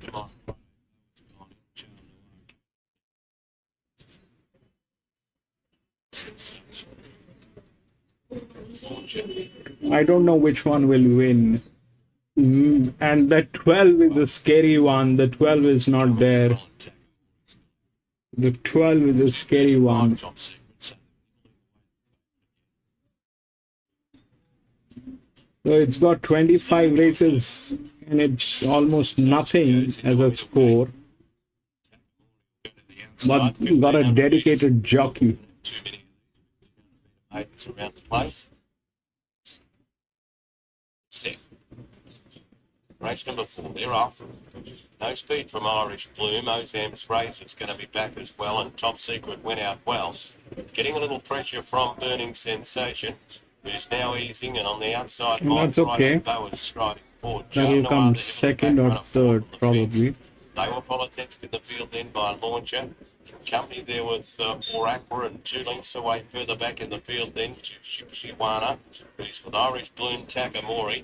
And last of all was Ozam's Razor coming off the back straight.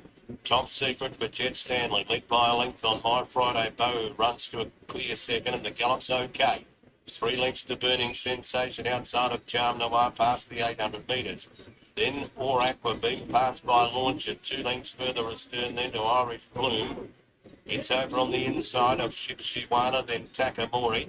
And Ozam's Razor was the last one before the turn. Top Secret is the leader. From My Friday Boat, Charm Noir's had the perfect run on their backs though. Further back in the race then to Aqua, Burning Sensation making some headway. Top Secret at the top of the lane starting to run on empty. My Friday Boat going after it. They're followed next by Charm Noir trying to get down the outside. And do something, guys. Well. This is a horse race here. You're freaking morons. Here's Ozam's Razor from the back, absolutely swamping them. And race to the front with the ears pricked Ozam's Razor and won by 2.5. My Friday Bow may have just lasted for second from Charm Noir.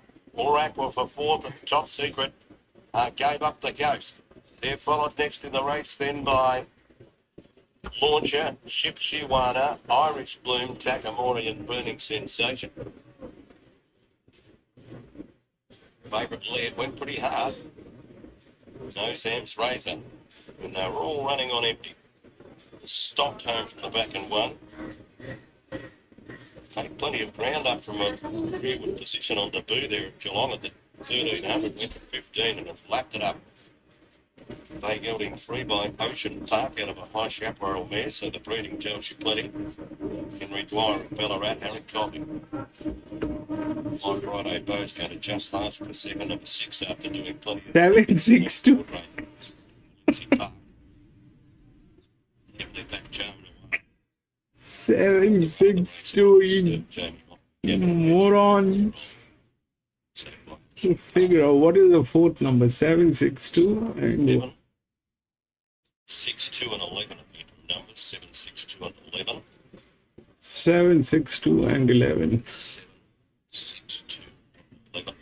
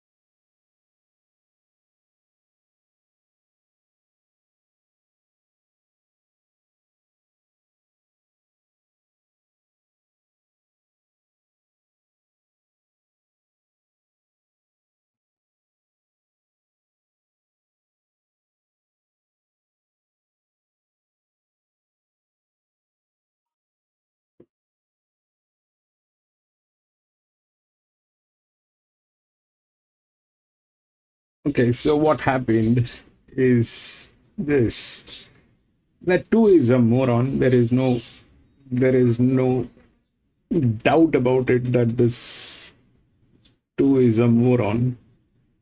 But if we look through the arm, which is the amortization, right? 6 had 3 kilos overweight. As a maiden, that is a bad idea. 1 had half a kilo. So that is also a bad idea. 2 and 7 went neutral. All right. 2 and 7 went neutral. And 2 is a moron,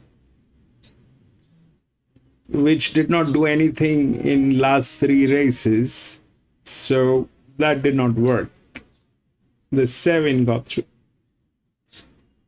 The 7 got through. That's probably what it is. And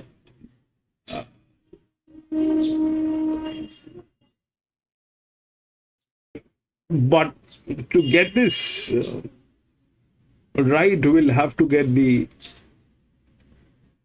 places. 2 and 11, that's there. 12 had 25 races, did nothing, with a moron jockey that did nothing. 9 did not work. The 7 did.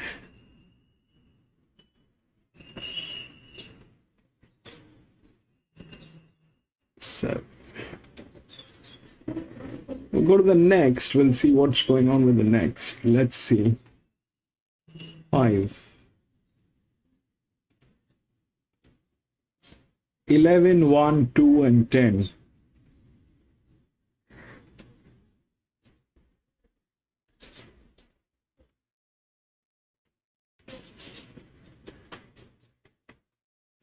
Eleven favorite. 1, 2, and 10. Okay. That's the rail work.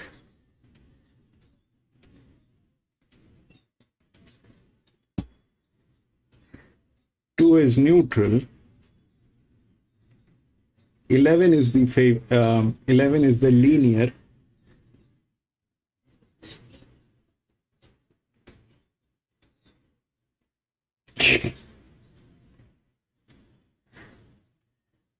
One is like that.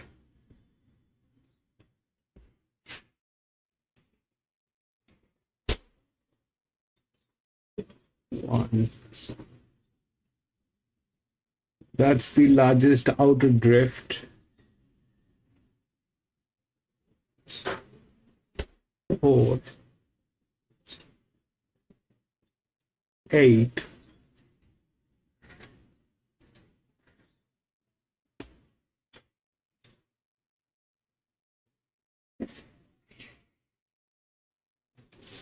Eleven is the linear.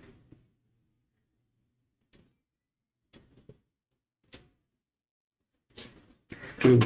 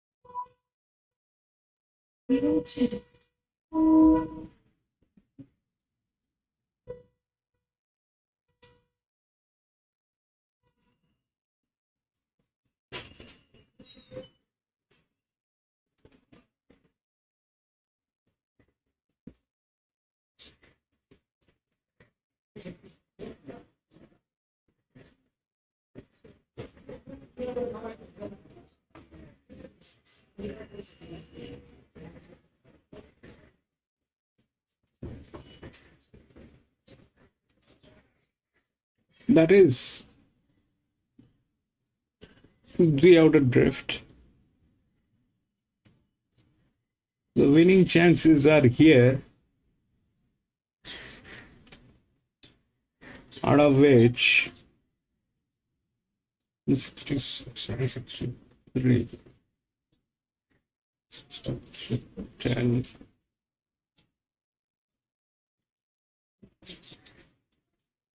It is probably the neutral this time.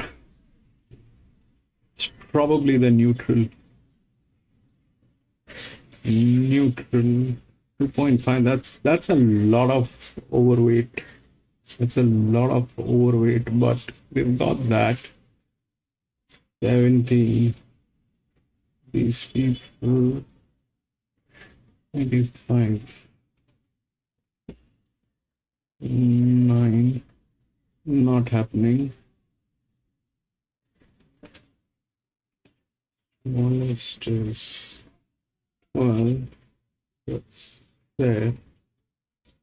15, 22. Not happening.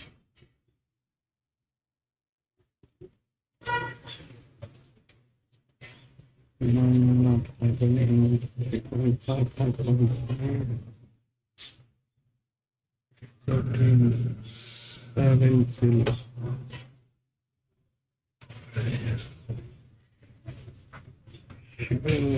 10, 12, 2, 2, 10.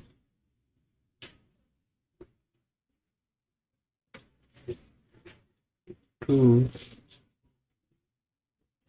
10.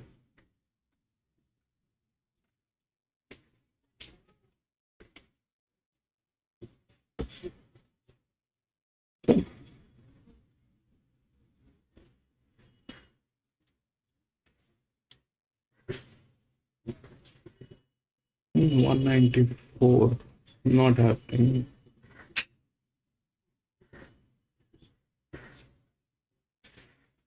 There again. The question is 10, 9, 21, 22, 25. 9. No. 8.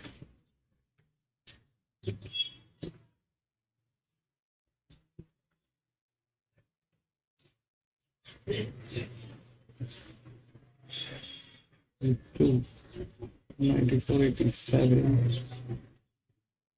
This is in good hands, but it's 94, 85, 87. 2, 9, 1 is a lot.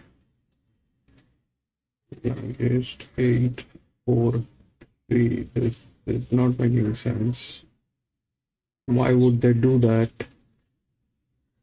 Why would they do that to a horse like that is a question. So this is not happening. That will include this one also. That will include this one also. 3.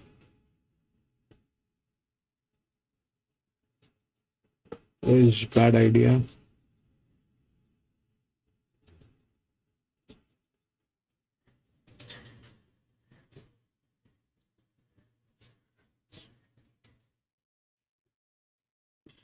One.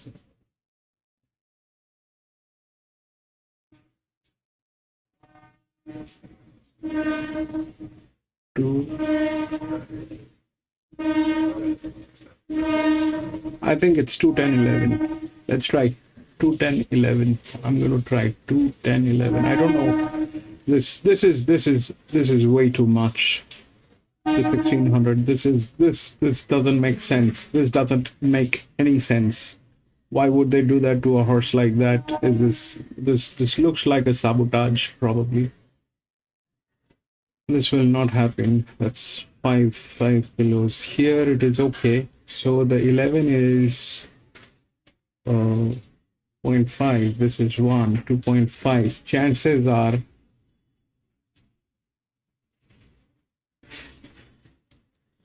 ten to 11. Chances are 10 to 11. 10 to 11.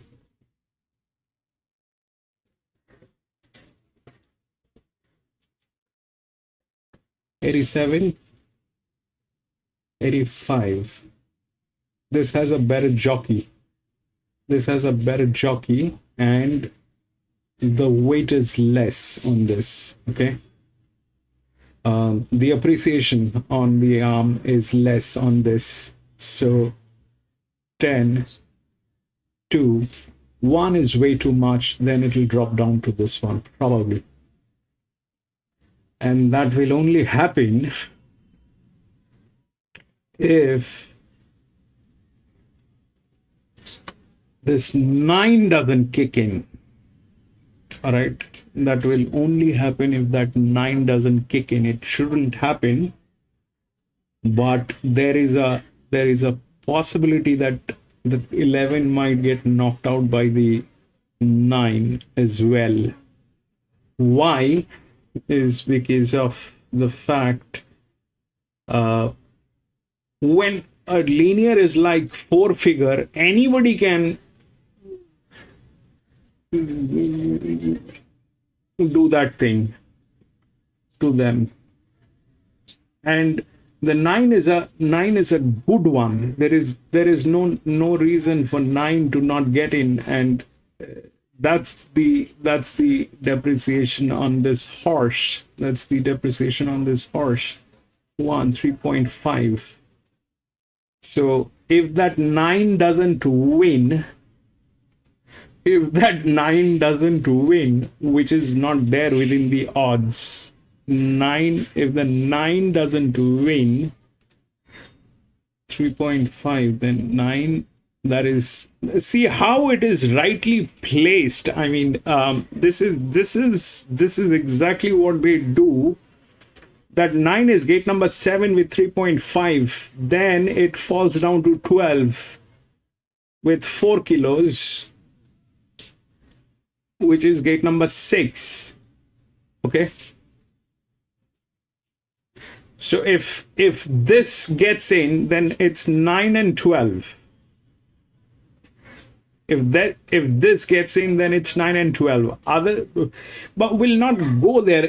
I don't find a reason why the 9 is not there within the odds. It's kind of weird how they are playing. This is exactly why we need to play at Randwick to get this thing straight. I think there are situations here. So the problem is, this is gate number 8, this is gate number 9, this is gate number 7. So that is anyway in between. The 1 is overweight. The 9 is in between some way or somehow. I don't know how it is in there, but it looks very scary. So if this is what the thing is, then probably we're looking at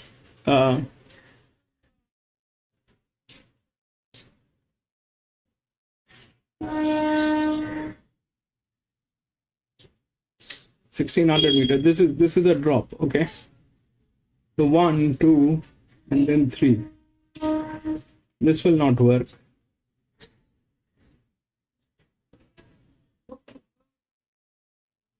What is it? 11, 10, and 2. 11, 10, and 2, or 10, 2, and 11. 2 tickets, probably. 11, 10, and 2, or 10, 2, and 11. This is there. The problem is this is a neutral. Okay, so it's either 11, 10, and 2, or 10, 2, and 11. 0.5. 10. This is relaxation. This is relaxation. 10 to 11. Let's try.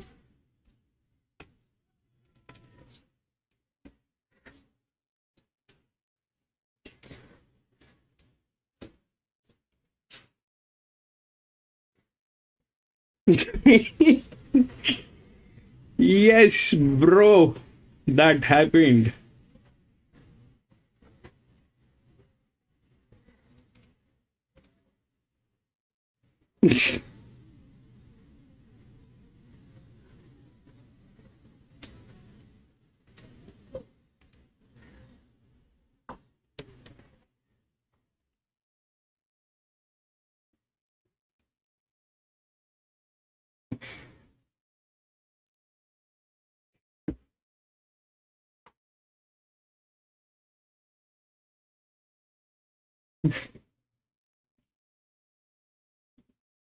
Eleven is difficult winning. It's probably it's probably 10 to and then 11. 10 to 11 probably. 1 I don't see, but the problem is with 9. Where is that 9 standing? Is I hope none of them are getting tailed.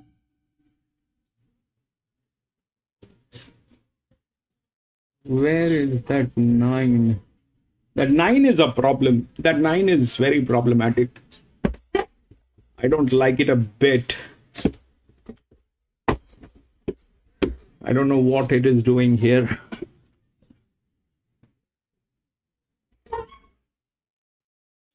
That is our 2. Not getting tailed. Baby, don't get tailed. Whatever you do, don't get tailed. Where is the 10? That's 1.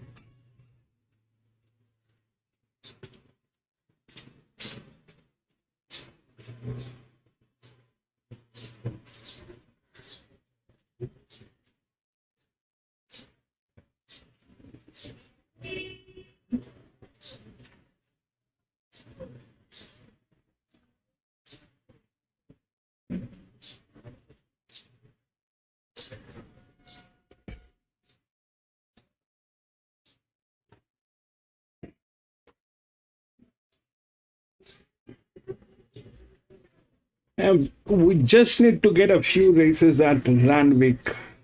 Randwick, Sandown. Even Sandown is good. Sandown will do. But Randwick is better. We get a few races at Randwick. It'll probably clear the clouds for the season. Then again, next season is going to be another challenge. Man.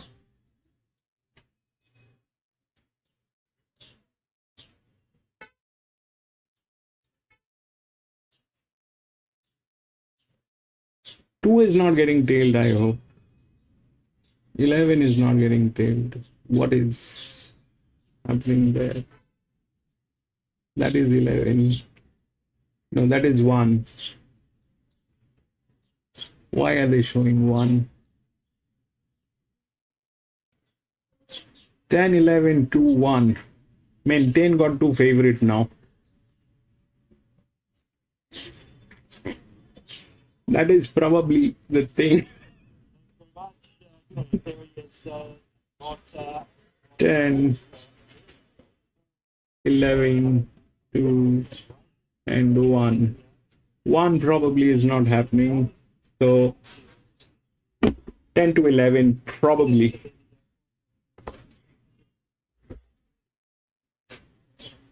10 to 11 probably. If that 9 doesn't get in, we play try. Lewis, what do you say? Lee. Man, that 10 is getting tailed now. Back.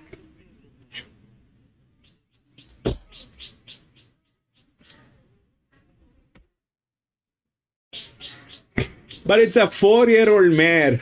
It's a 4-year-old mare. 11 win.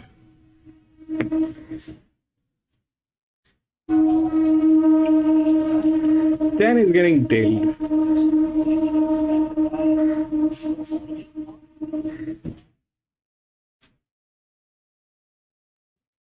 But it's a 4-year-old mare.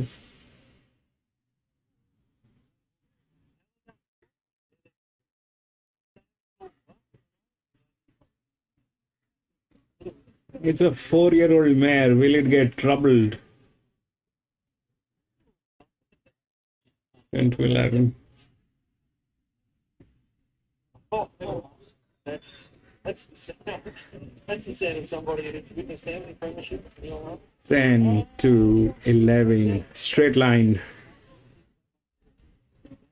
Anything apart from that, I lose.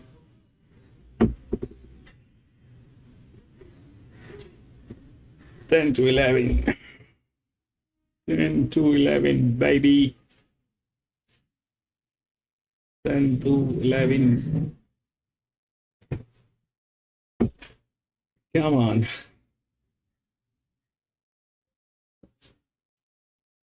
That is the 3.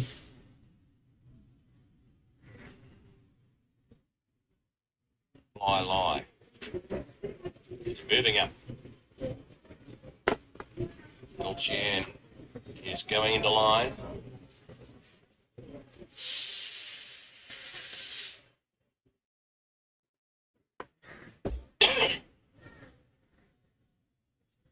$4.40 each of 2 here. Sandwiener and Rock Revolution.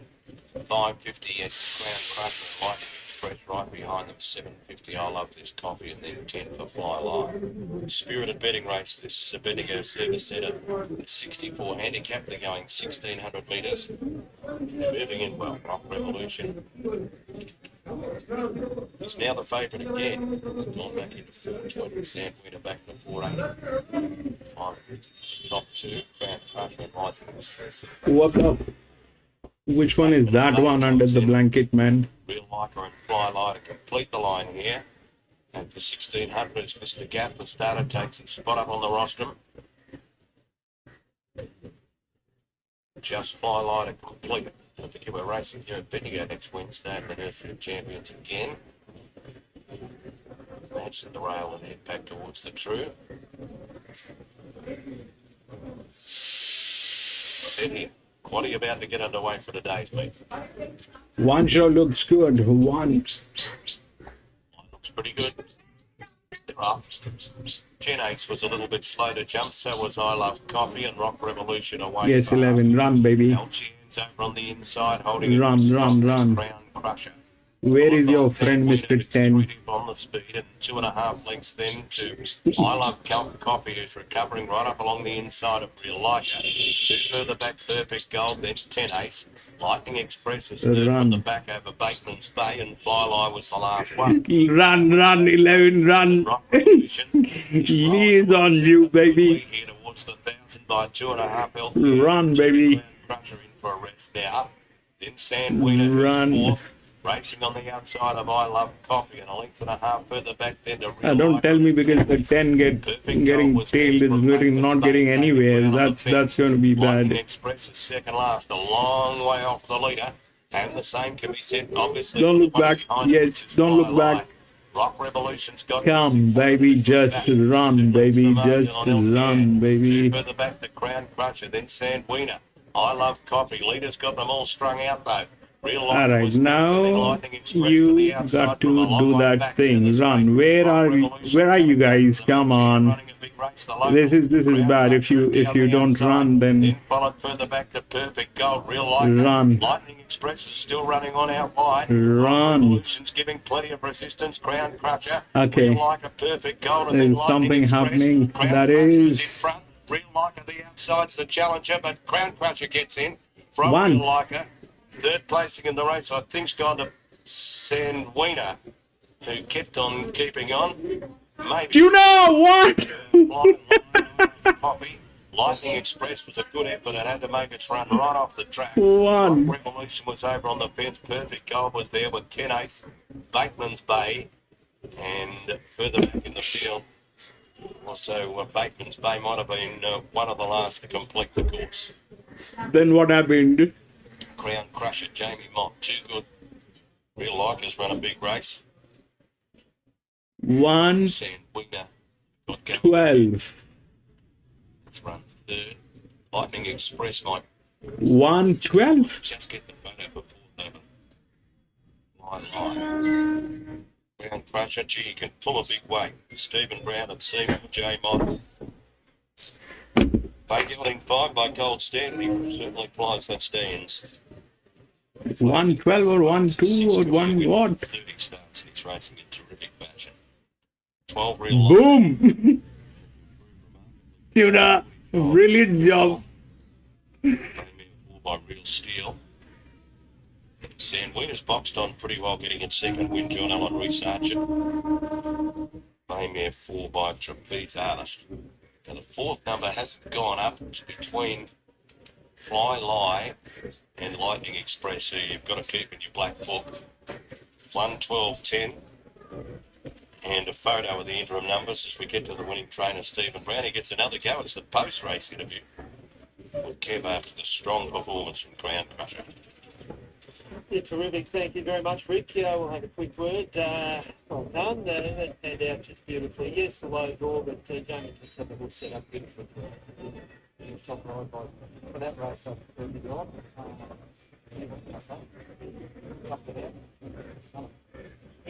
Look, Fred, maybe 12 months, a bit more than 12 months. 1:12:10 and what? We're on.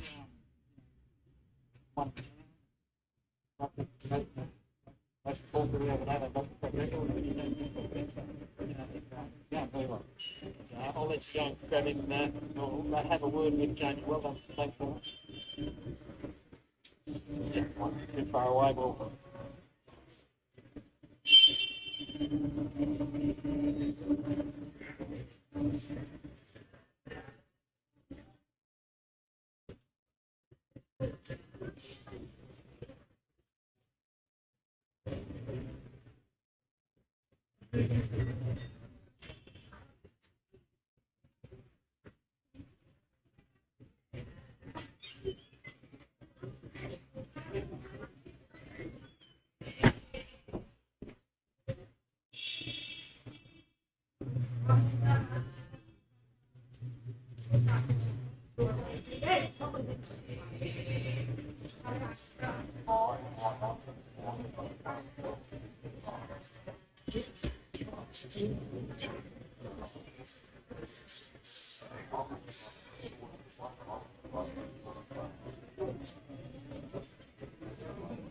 thanks, Terry. Yes, Jane, it's you.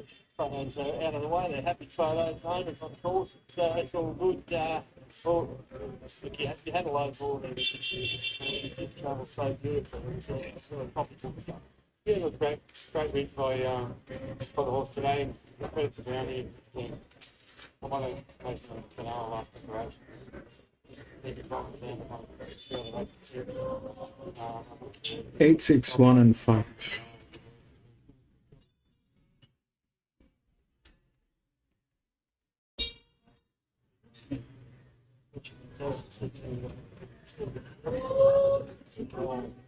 He's done a good job with it. His preparation is really great. May have come to the end of his preparation, but it's been very, very fruitful and got a bit hard. Yeah, wonderful. That's wonderful. Family, really moving to get a moving on him now, and yeah, he's well together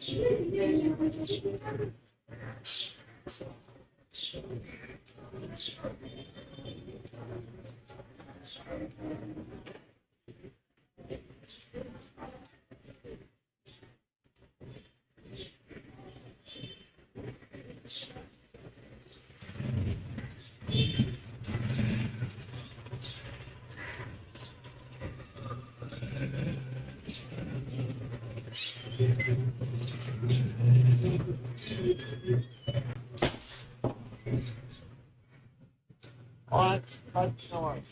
3, 2, and 1. Yeah, joined by Rose Hammond here off the last race at Bendigo Rose. Thank you for joining us. We've got significant lines to come. Yep. I want to start with portion over as well. One nice shootout on Friday. Just sort of sitting there, just poised, down the coast. Yeah, look, she's had it stuff now. She's always very competitive, but even though she hits the line well, she's also very clean. She doesn't really like getting in amongst the other horses. It's going to keep her happy. She was strong for about 50 metres. The crowd cheered and actually shied as well. So there's a lot of improvements to come from it. Just remind me, I must say, the first race double I think road crowd rode loads on cans of colours that she did on the same day on the Friday, didn't you? So Yeah. it was, I remembered that as it was happening through there. What about writing one for Tane? And also for Becky later on, this one is Yeah, definitely. It's been a big supporter for my career so far. Hopefully I can well from today and keep that going. But I'm looking forward to both those races as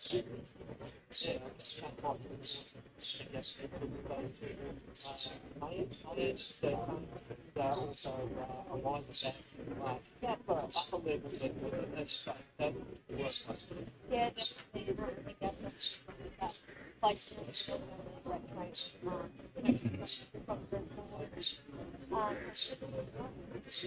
No, we've always known you've loved this from a long time since you were a young girl. You were always wanting to be racing and jockey. You're right in you're achieving really good success. Enjoying it. It's such hard work, almost relentless. 1, 12, 10 and 5. 1, 12, 10 and 5. What the dreamed of your whole life, enjoy it, and like it'll be what it'll be. Like do my best, hopefully give everyone the best opportunity I can, and hopefully the results will come.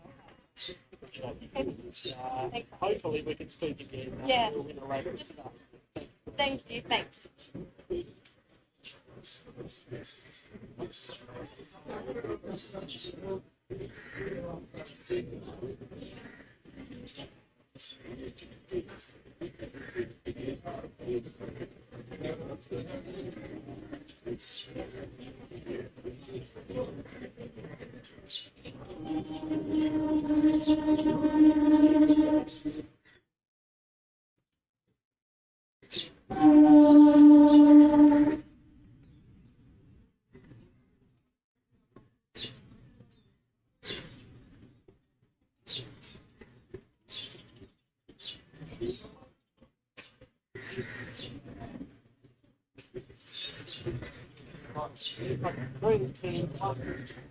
Joined by Charlie Kennedy, and always good to catch up. Yeah, not too bad, thanks. So probably about 2.5 weeks back from injury now, so yeah, it's good to get back. There's the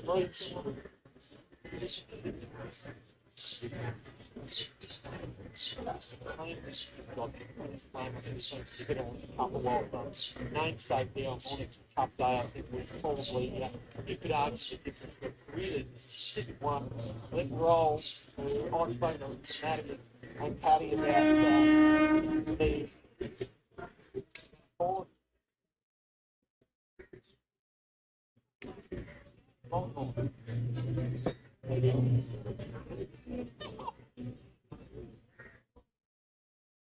Lucas? Right, right back into it. We're joined by Jayla Kennedy, and it's always good to catch up with Jayla. And I want to speak to you about some recent news you've had, Jayla. Namesake on Mornington Cup Day, where playing was really, really important, but particularly I found the win down there at Randwick last Tuesday really, really thrilling. And I also think everybody knows and admires for Maddie and Paddy Beltman running and Paddy multiple roles, and he's got the ride on. Take us through that. Yeah, look, I was very grateful for the opportunity, obviously. I had actually ridden it previously, I think I was 4 kilo favourite. I didn't give it the best ride in the heat. Took the wool over my eyes with it, I think. So it was good to get back on it. That is had to be a really good peak level. Okay, so this is the 6th one here. Okay.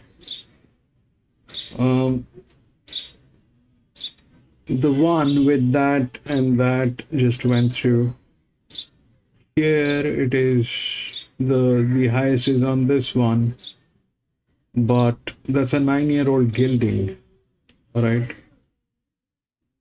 on 1,000 meter. So I don't know what will happen with that. The 5 is the next one here, but so here we on 12 we had this thing, the physics on 12 was there. So 1 was there with that, and then it came here. Here the two has the same physics of that stuff. But here the question is whether it is this one or this one. Now the thing is here the 6 is the linear, the 8 is the favorite, which has the rails, is the second linear. But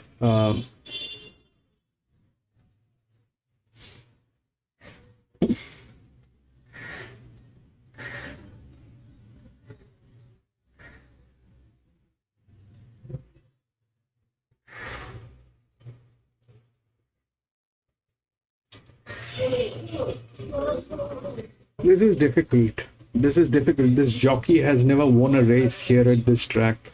This jockey has never won a race. 1.1. This jockey has never won a race here. The 6 is the linear. 6. This is there, but 6 is the linear. And that 7 is the largest outer drift. That 7 is the largest outer drift. So 88, 86 to 36.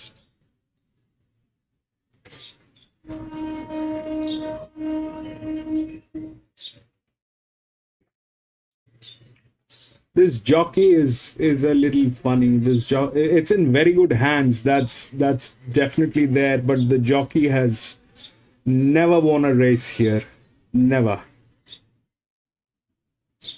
And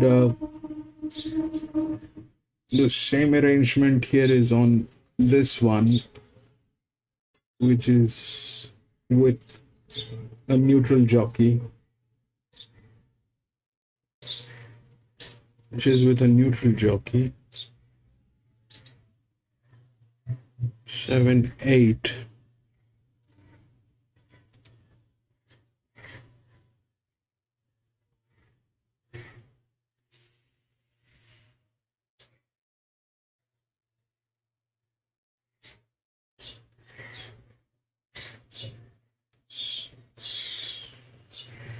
This one will go to 6 probably. That's the linear. 1000 meter. 7 2 here. I don't know what to make of these. These tracks are absolutely weird. So 146, 127. The highest pressure is on this 16.9, 16.6, 7, 7.5.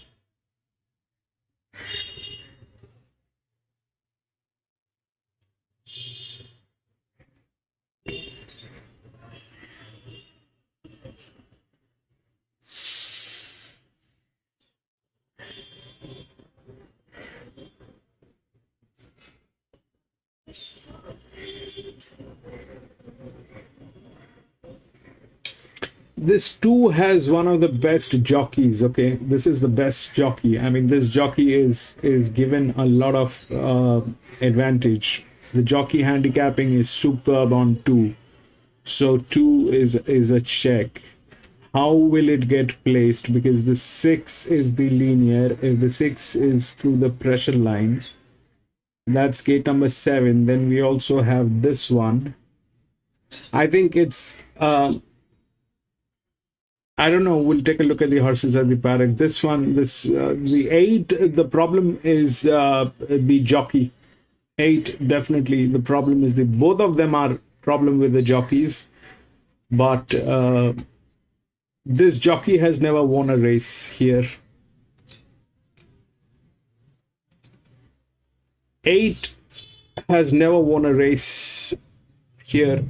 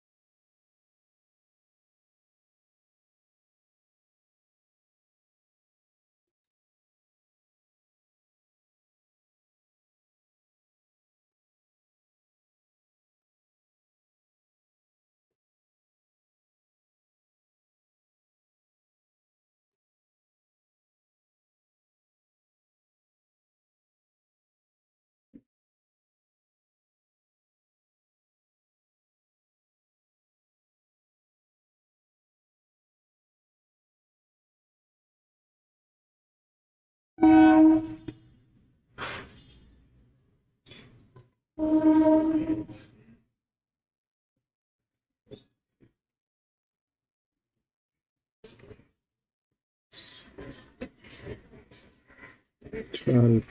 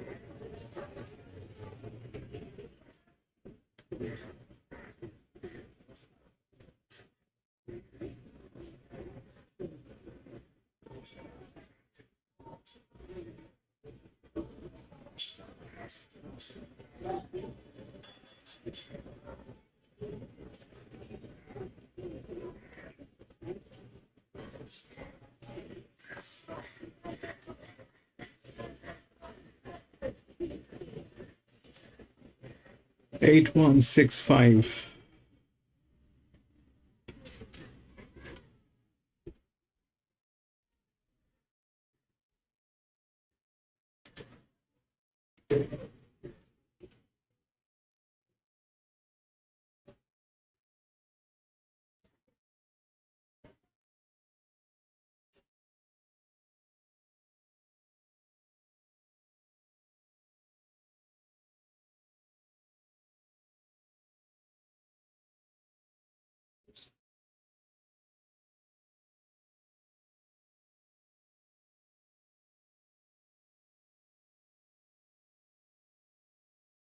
Six, 5, 8, 1, 6, 5, 8, 1, 6.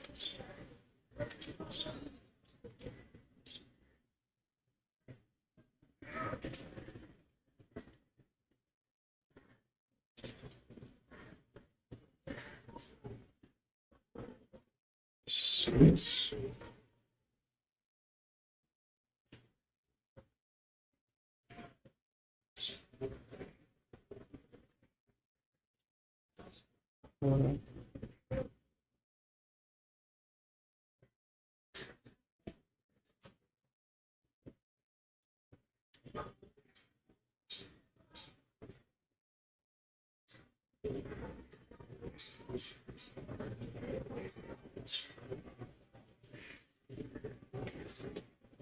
Both the 8 and 1 are kind of, I mean, are like Better to move in. let's just watch the races. We'll talk about this later, but both 8 and 1 are kind of weird.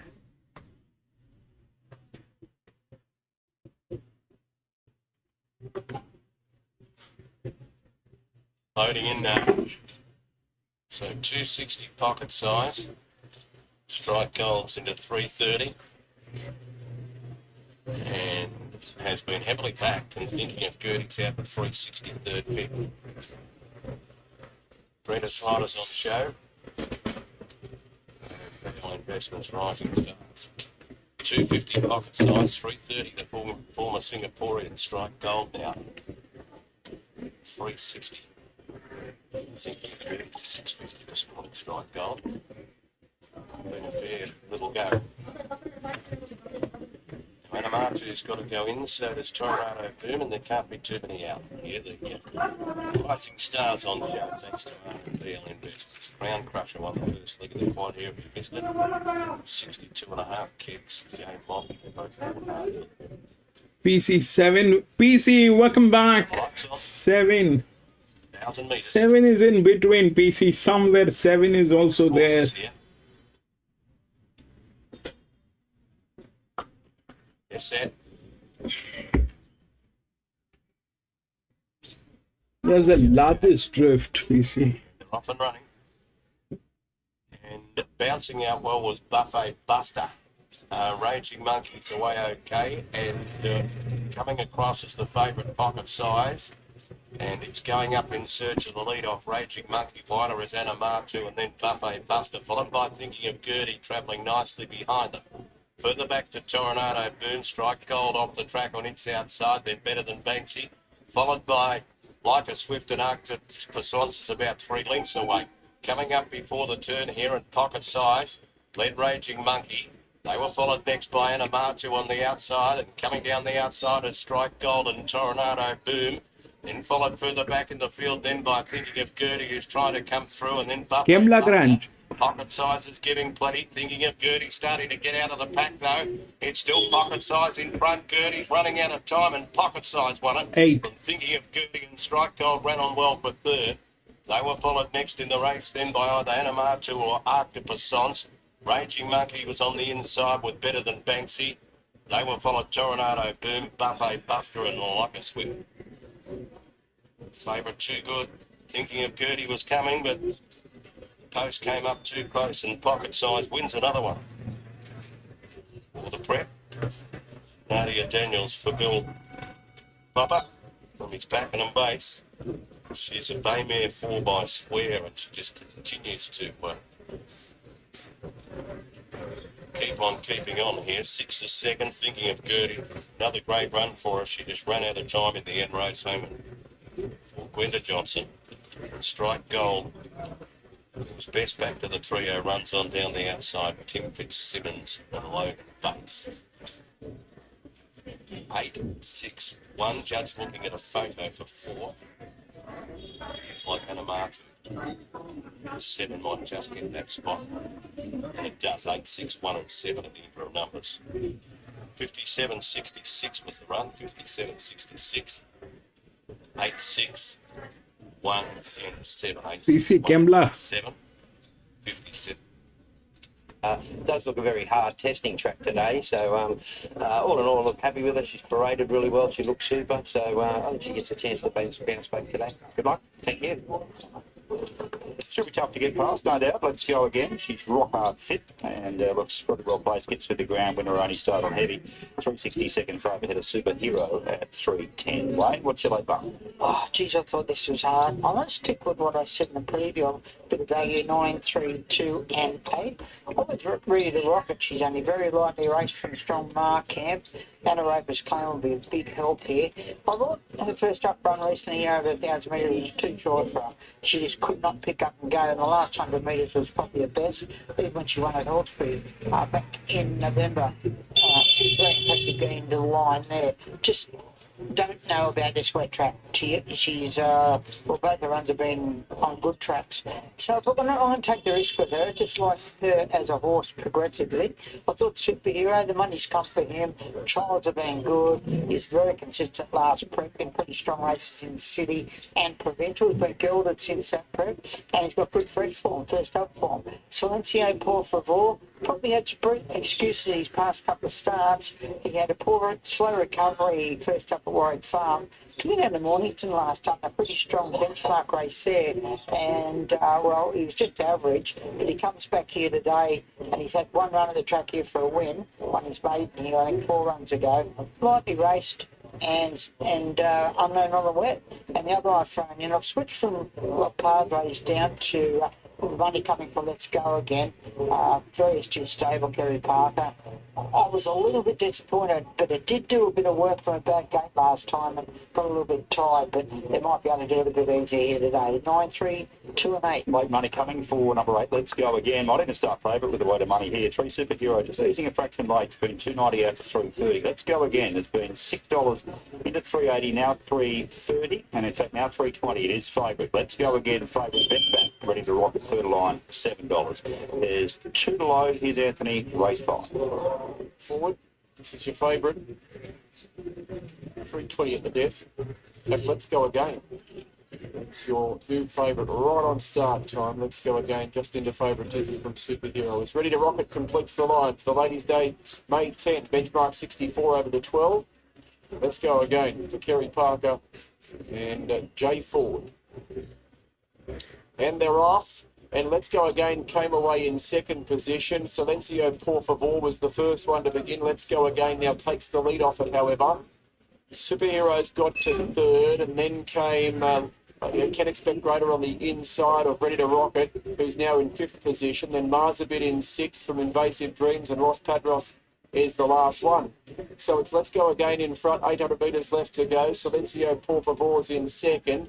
Can Expect Greater's in third, and the Superheroes on its outside. Then Ready to Rock It from Invasive Dreams, Marzabit, and Los Padros is the last one. So 600 to go. Let's Go Again's opened up a good lead here on the point of the home turns, out by 4. Silencio Por Favor's in second from Can Expect Greater, Superhero Ready to Rock It. Invasive Dreams cut the corner, Marzabit, and Los Padros is still the last one. Let's Go Again, 300 to go, still 3 in front. Silencio Por Favor, and here's Superhero starting to run on. Let's Go Again, 150 to go. Superhero and Silencio Por Favor, then Ready to Rock It. Let's Go Again's in front from Superhero and Ready to Rock It. Let's Go Again from Superhero. Let's Go Again went all of the way. Let's Go Again led all the way from Superhero, Ready to Rock It, and Los Padros has run fourth. Then came Silencio Por Favor from Marzabit, Can Expect Greater, and Invasive Dreams last. To be 8, 3, 9 and 1. Let's Go Again has gone from much barrier to box, jumped really well, which would have pleased Kerry as well. With Silencio Por Favor on its inside, and took the lead a long way out from home, and has kept going. Looked like Superhero had him cold there at about the 100 metre mark. He might go straight past him, but just sort of got a little bit lost there, I thought, Superhero, and died on his run perhaps. The Rockets got home again into third, and Los Padros fourth, but back to the home track and back in the winners list today, Wayne. Yeah, I just thought he went too hard Should from have the wide by gate double. last time, but he was able to get there very easy today, she was, and she looked to be over racing again, but Jay Ford, he knows what to do, especially out there in front. He has a great strike rate with Kerry, and she really found something today when she was asked to go. Maybe just nothing up there keeping her company. Superhero was good. He'll improve with that run. Bendigo. And oh, geez, I'm waiting for her to get over a bit of ground ready to rock it. I like her.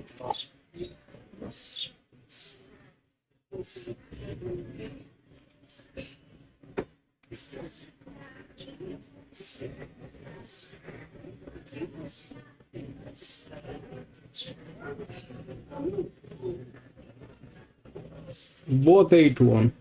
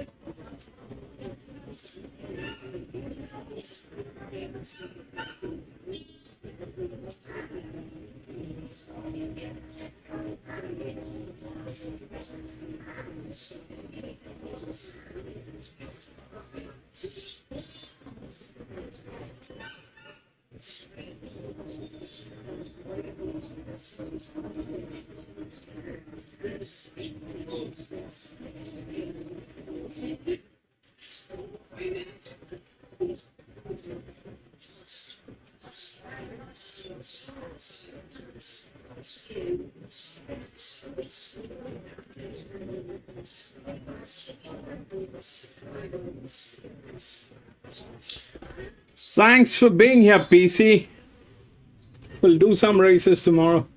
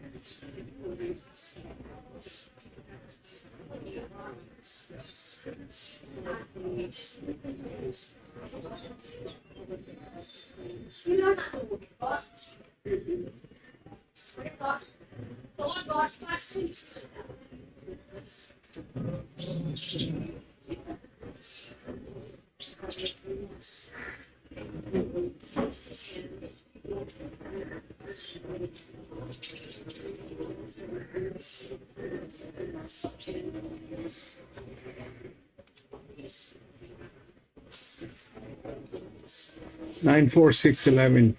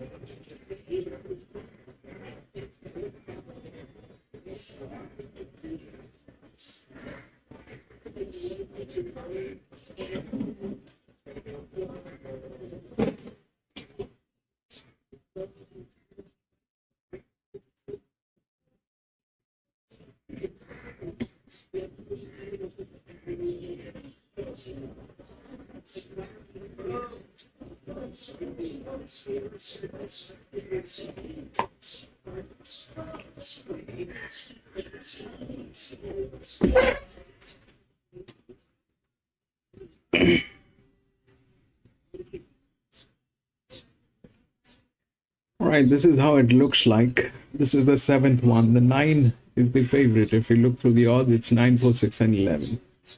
9, 4, 6, and 11. 11 is the linear. This is the second linear. This one is not within the rails. This is within the rails with management. This is in very good hands, but the neutral jockey. So here, the results 9, 8, 6, 1, and 7. 8, 6, 1, and 7. The 7 was the outer drift. So, but the thing which is weird between these two horses are this same management. The 6 is between, which is the linear.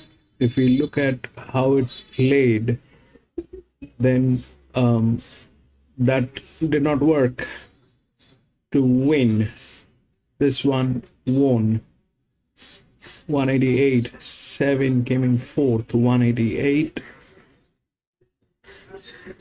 Then here, okay, the 5 did not get through. The 5 was EW. This was a benchmark 64. So here, if we look, this is an EW. This is an EW. These two are EWs. All right. 4 is the 7G, which is there. That's in very good hands.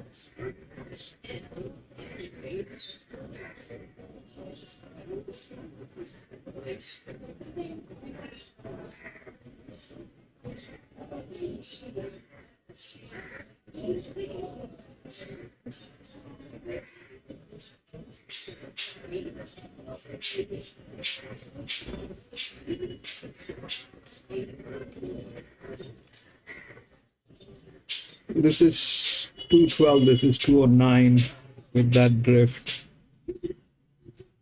So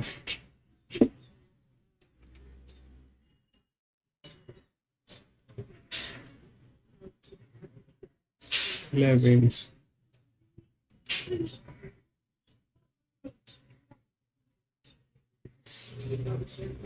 87.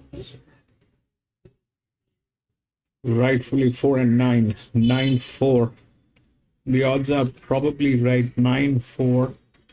6 is not there probably. 9, 4 is probably right. 9 is management. This is that. These two are EWs. So it's a benchmark 64. But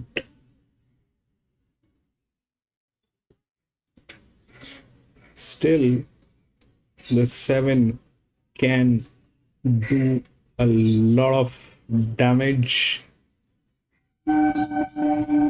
Stailing 3, 9.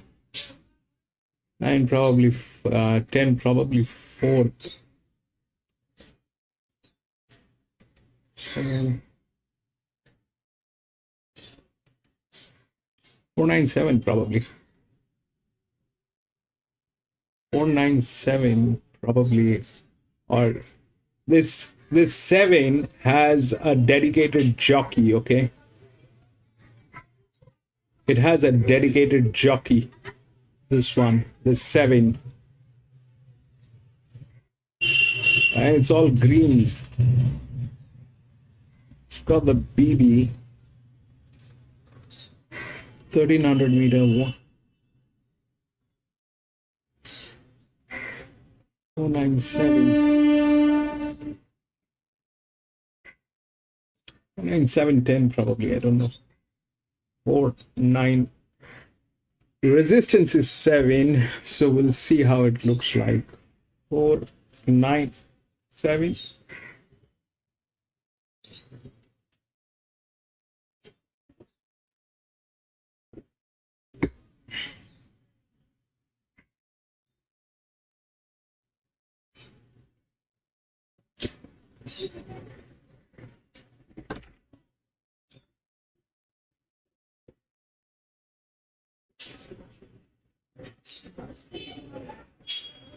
Six.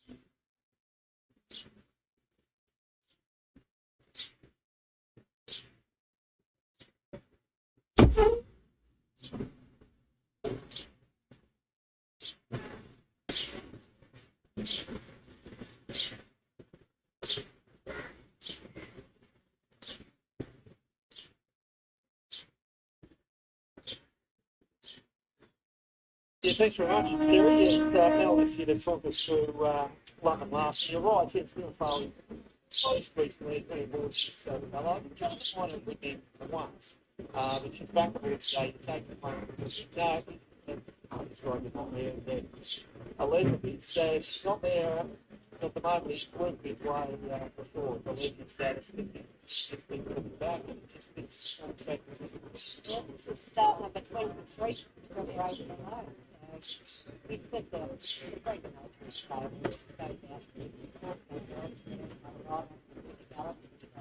exactly what he wants to do.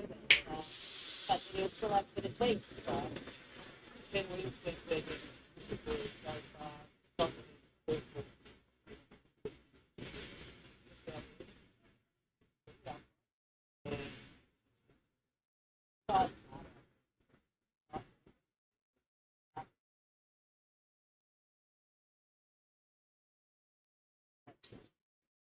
yesterday, the girls got him out to roll and feeling pretty excited and got away from one of them and ran through the stables, saw another girl and turned around and went the other way and then ran to the hay shed.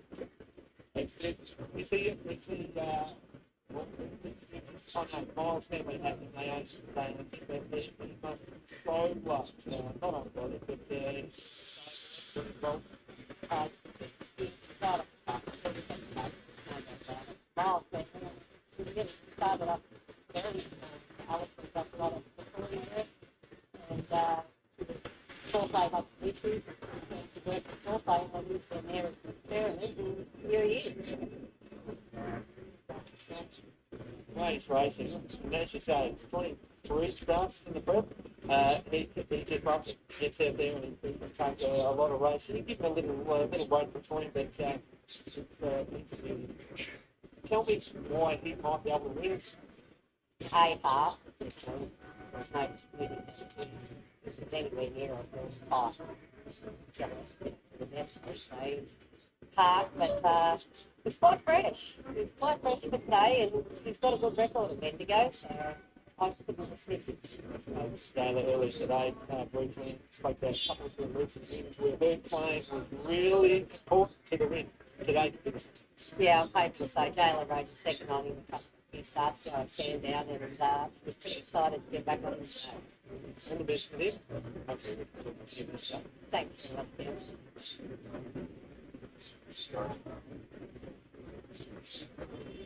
Russian Summer to come up, and there were 3 to move in here for the Drake International. Lord Domino, best back 390, Shopland South to 440.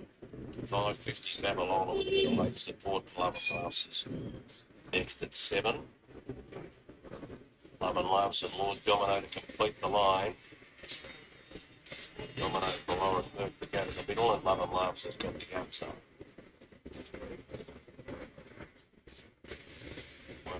And 8th in July, Quaddy.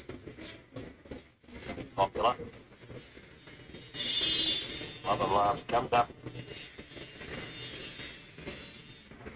And they're ready to go. Racing.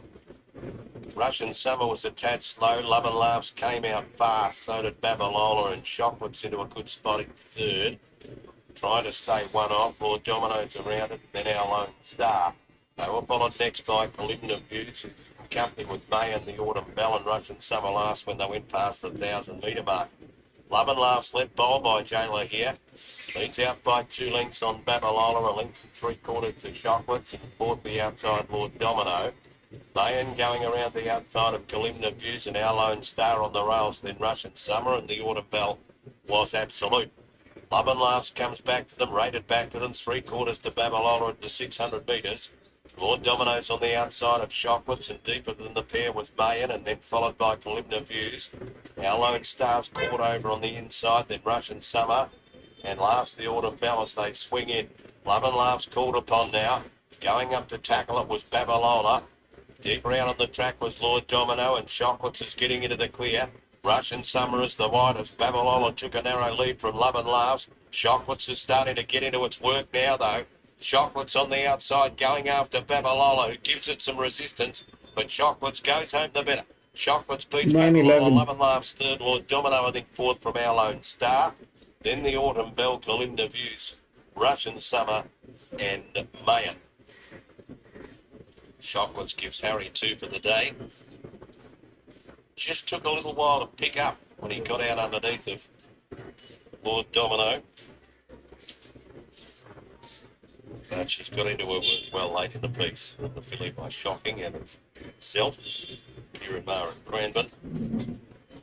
Harry Cock in the Caulfield Cup winning combination. 9 goes on to beat Babalola, who was good in defeat. Logan Bates for Lee Hope at Seymour. And Love and Laughs ran its usual. Butler just kept battling on the inside. Kennedy for Big Sal in front of 4 Lord Domino. 9-11, 2 and 4 of the interim numbers. Our Lone Star, a good port over on the inside, was eventually back in the middle into 5th in a time of 118.26. 118. Can't be. 118.26, 9-11. 2 and 4 winners scored by a half. 1 1/4 second and third, a half by 1 1/4, 118.26. 9-11, 2 4 the interim numbers. And catching up with Ash Jarvis, who's looking after Shockwoods today. Spot on, thanks very much, Rick. Yes, Ash is here to talk us through the win of this filly on the 10. We saw her in good grade at the end of an initial preparation. She looks definitely pretty confident. Yeah, it's good. We had a good prep last time. She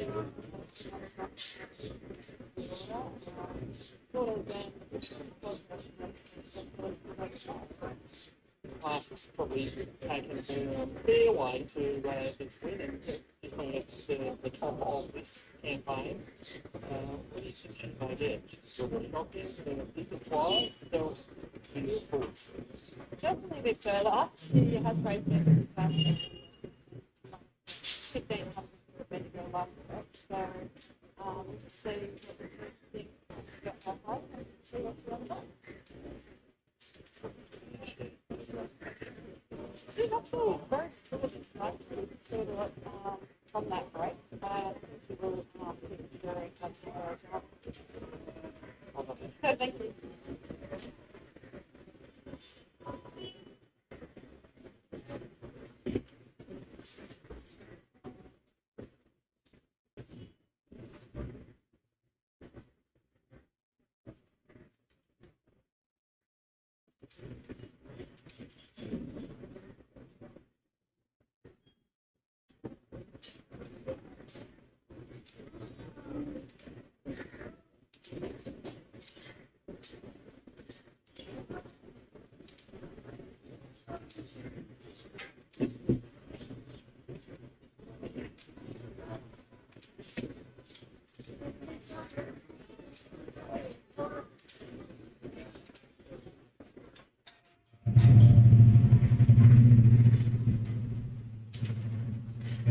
Yes, very likely. Pretty much it is. So you more confident about this one than earlier with? Yeah, I was. Albeit she just sort of had a couple of jump outs where she just poked around, but I know her well now. She's actually got some nice ability, so she was very well placed today. Do a nice go.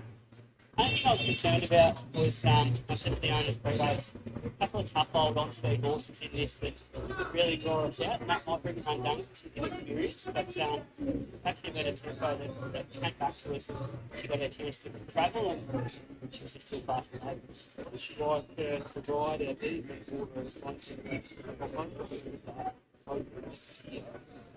Her action, the guys in the studio are looking at her action. Is she comfortable? Yeah, she's got a nice action. Last time in, she was very green and she didn't know how to use herself. Where today she was lovely to ride. So she's obviously gone out, had some value to come back with a nicer horse. And I think she's not overly big. She's quite small and delicate, but she's got a motor there. So hopefully, she'll probably go to town now and unload it. Okay, thank you.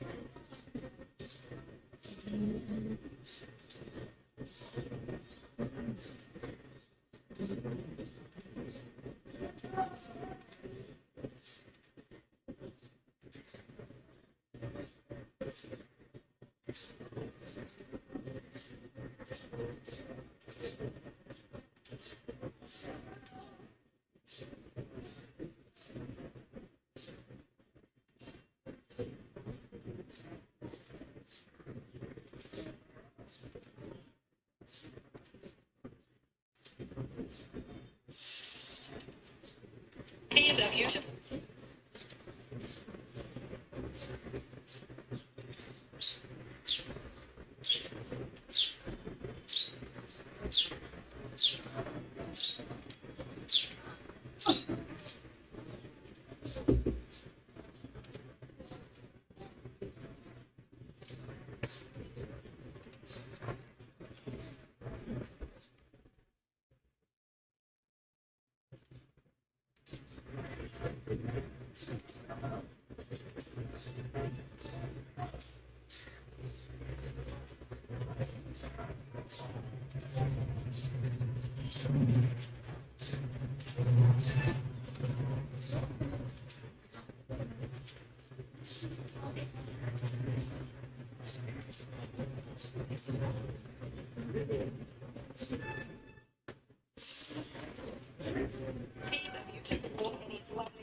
The Grandstand.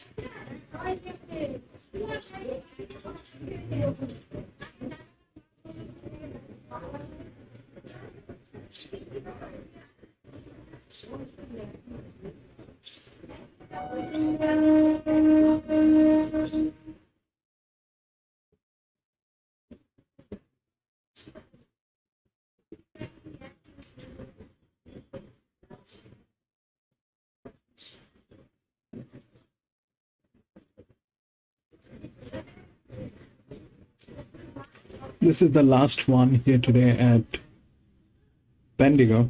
The 3 is the favorite. The 3 is a 339 linear. There's no better way of explaining that horse. It's the best. It is the best. The question is,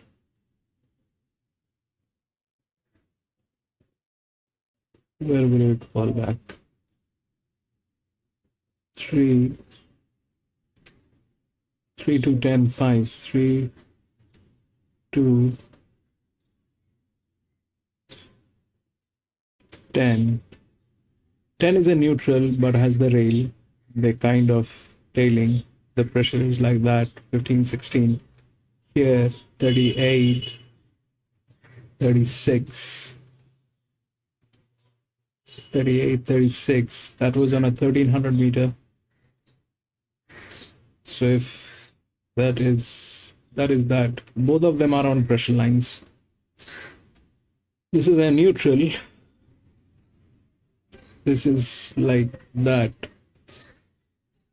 2, 4, 7 is the largest outer drift, which is a pressure line. 3. Definitely. But what is in between?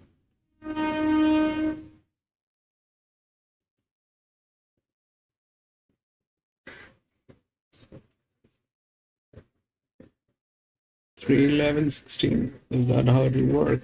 Or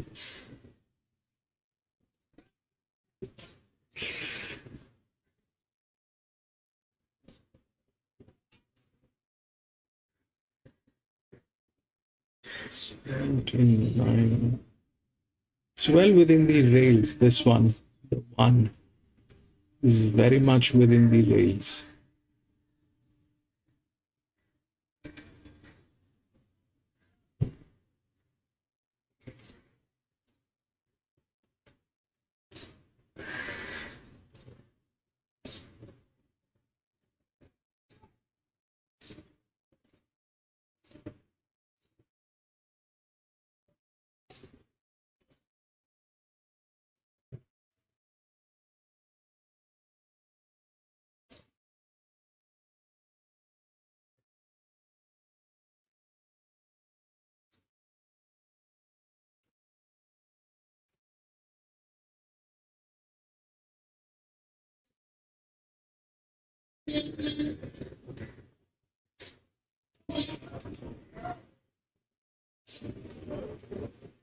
Anyway, 3 is the linear. I think there's what else?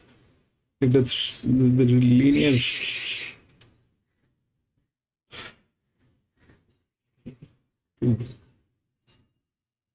7.397.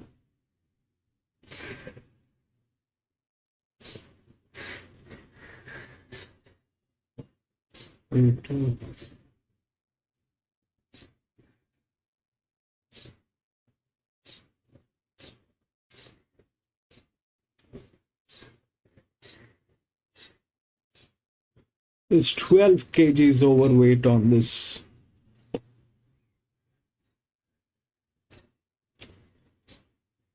Three, probably, if they don't eat it up.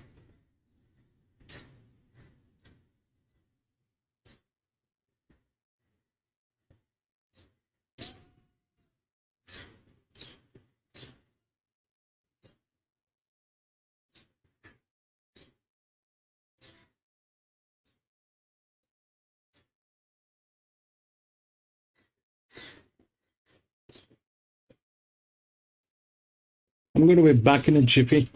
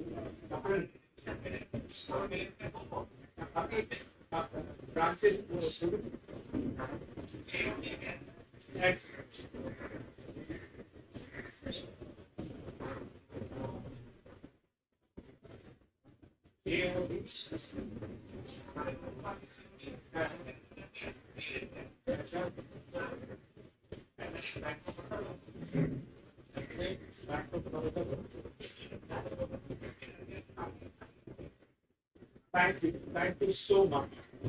Thank you so much.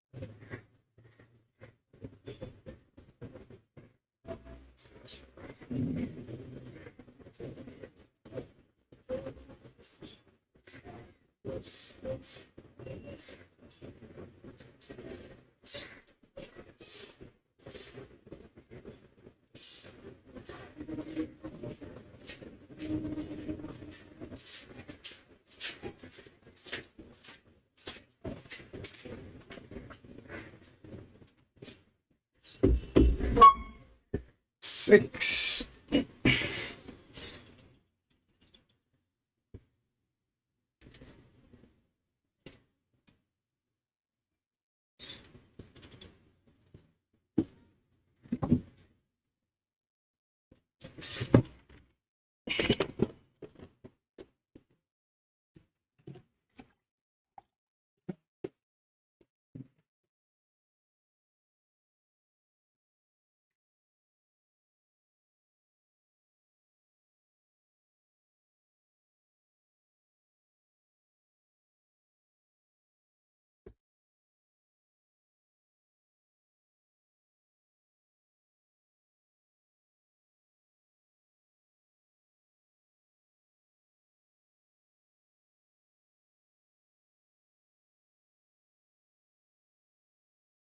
Lewis, the footwork is superb on the 6. I mean, that's what I'm getting. See that? 6. Huge.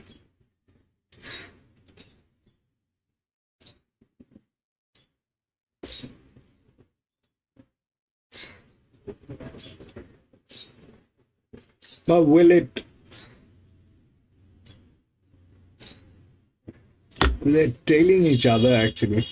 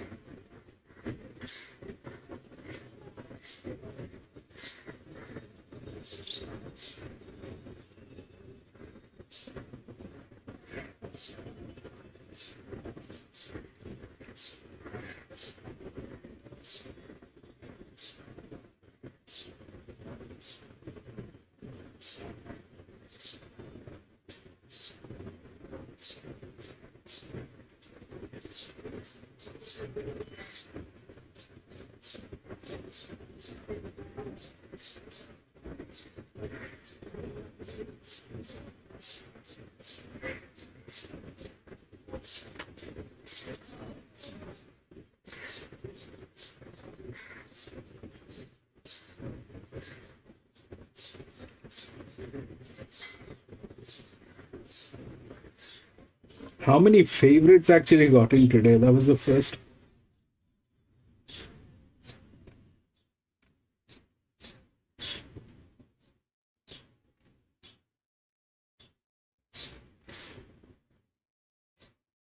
Two favorites. This one and this one.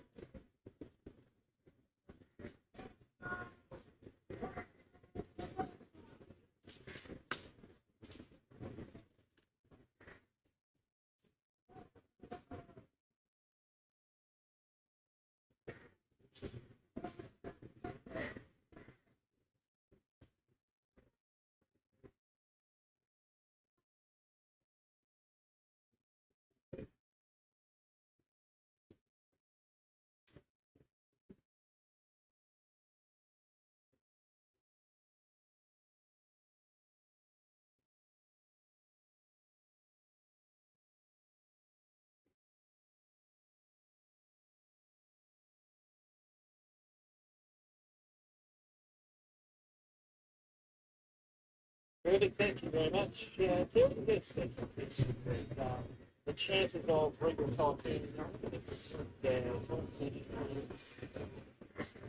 Cheers.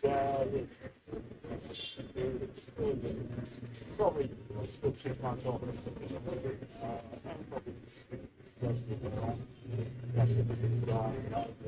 time straight up.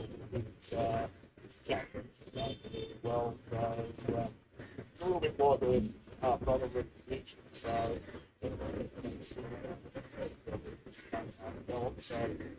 she'll jump to that business the last stage, very short nights after.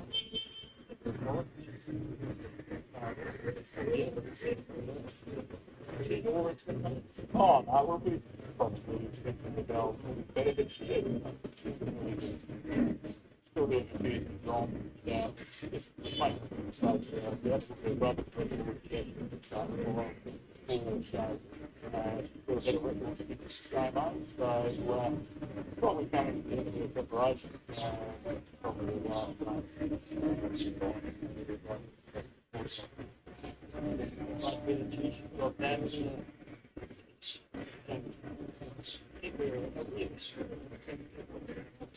Yeah, I'll play for this. My next week,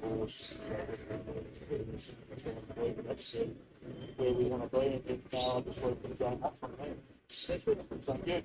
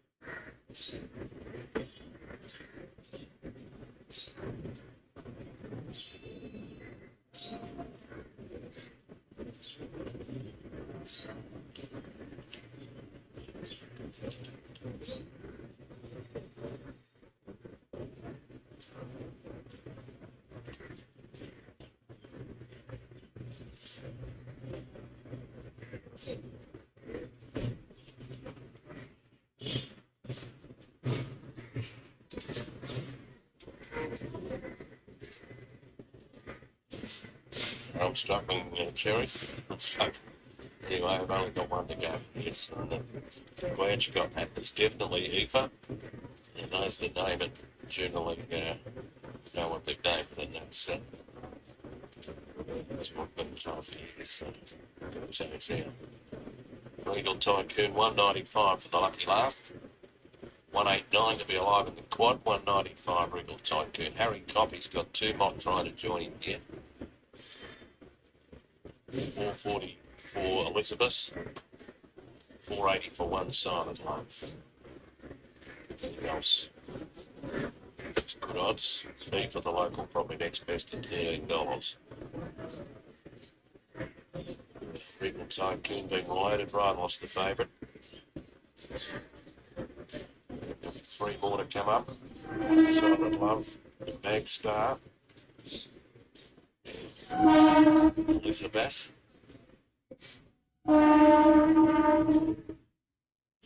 Star the Grey coming in the line. Elizabeth as well, and they're set. Final event. Ready for the Dunlop, Fitson and Jenkins.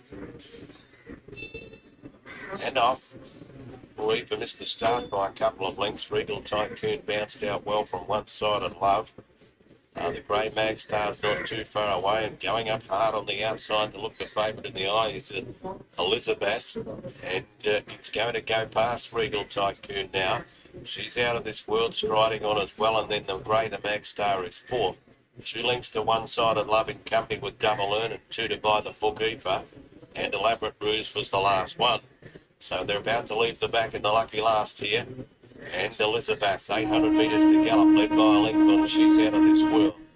Favourite third, Regal Tycoon, underneath of the Grey, the Mag Star, and the third pair is Double Earn around one-sided Love. They're followed next by Aoife. She's around By the Book, and Elaborate Ruse was the last one. They're about to swing into the home straight for the lucky last. Remember, we're racing here again next Wednesday. And Elizabeth is one by one trying to beat them off here. The Mag Star with fresh legs comes out of the ruck. Regal Tycoon, the favourite's about to get its chance, comes off heels and pushes on. And then followed by one-sided Love who's getting out. Elizabeth is fighting them off. The Mag Star keeps coming. Regal Tycoon the middle.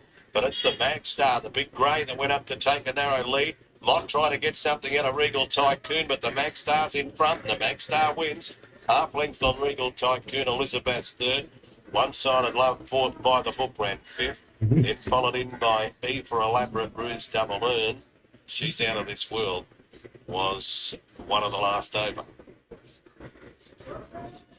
The Mag Star, number one, quadding killer in the last leg. $26. Olivia East only just starting her career. Booting home the winners. Lewis, what do you have to say about the Grey? Behind the speed. It's thundered home to win here. It's been a while between Ricks, I think, too, for the Mag Star, but gets it done today.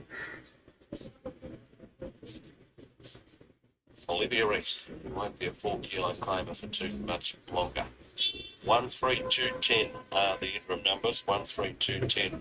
The interim numbers on the final event. Yeah, I think she's apprenticed to Mick Price and Michael Kent Jr. and she was strapping their last horse on Golden Mile Day here. All right, that is it. That is it, ladies and gentlemen. We had 8 races today here at Bendigo. That was the last one, but I'm going to be racing tomorrow again. I'm hoping we get the Caulfield tomorrow. If we get the Caulfield tomorrow, that'll be good. Otherwise, we have Warwick, Eagle Farm. Those are the tracks. And thank you so much for being there, my friend Lewis. Thank you so much, PC. I know you're gone, but thank you so much, my friend, for being there and tuning in. Can't thank you enough, but thank you so much. Tuna, thank you so much, bro, for being there. Lee, thank you so much, my friend, for being there. Lewis, thanks. Have a great day, gentlemen. I'll see you tomorrow. Thank you.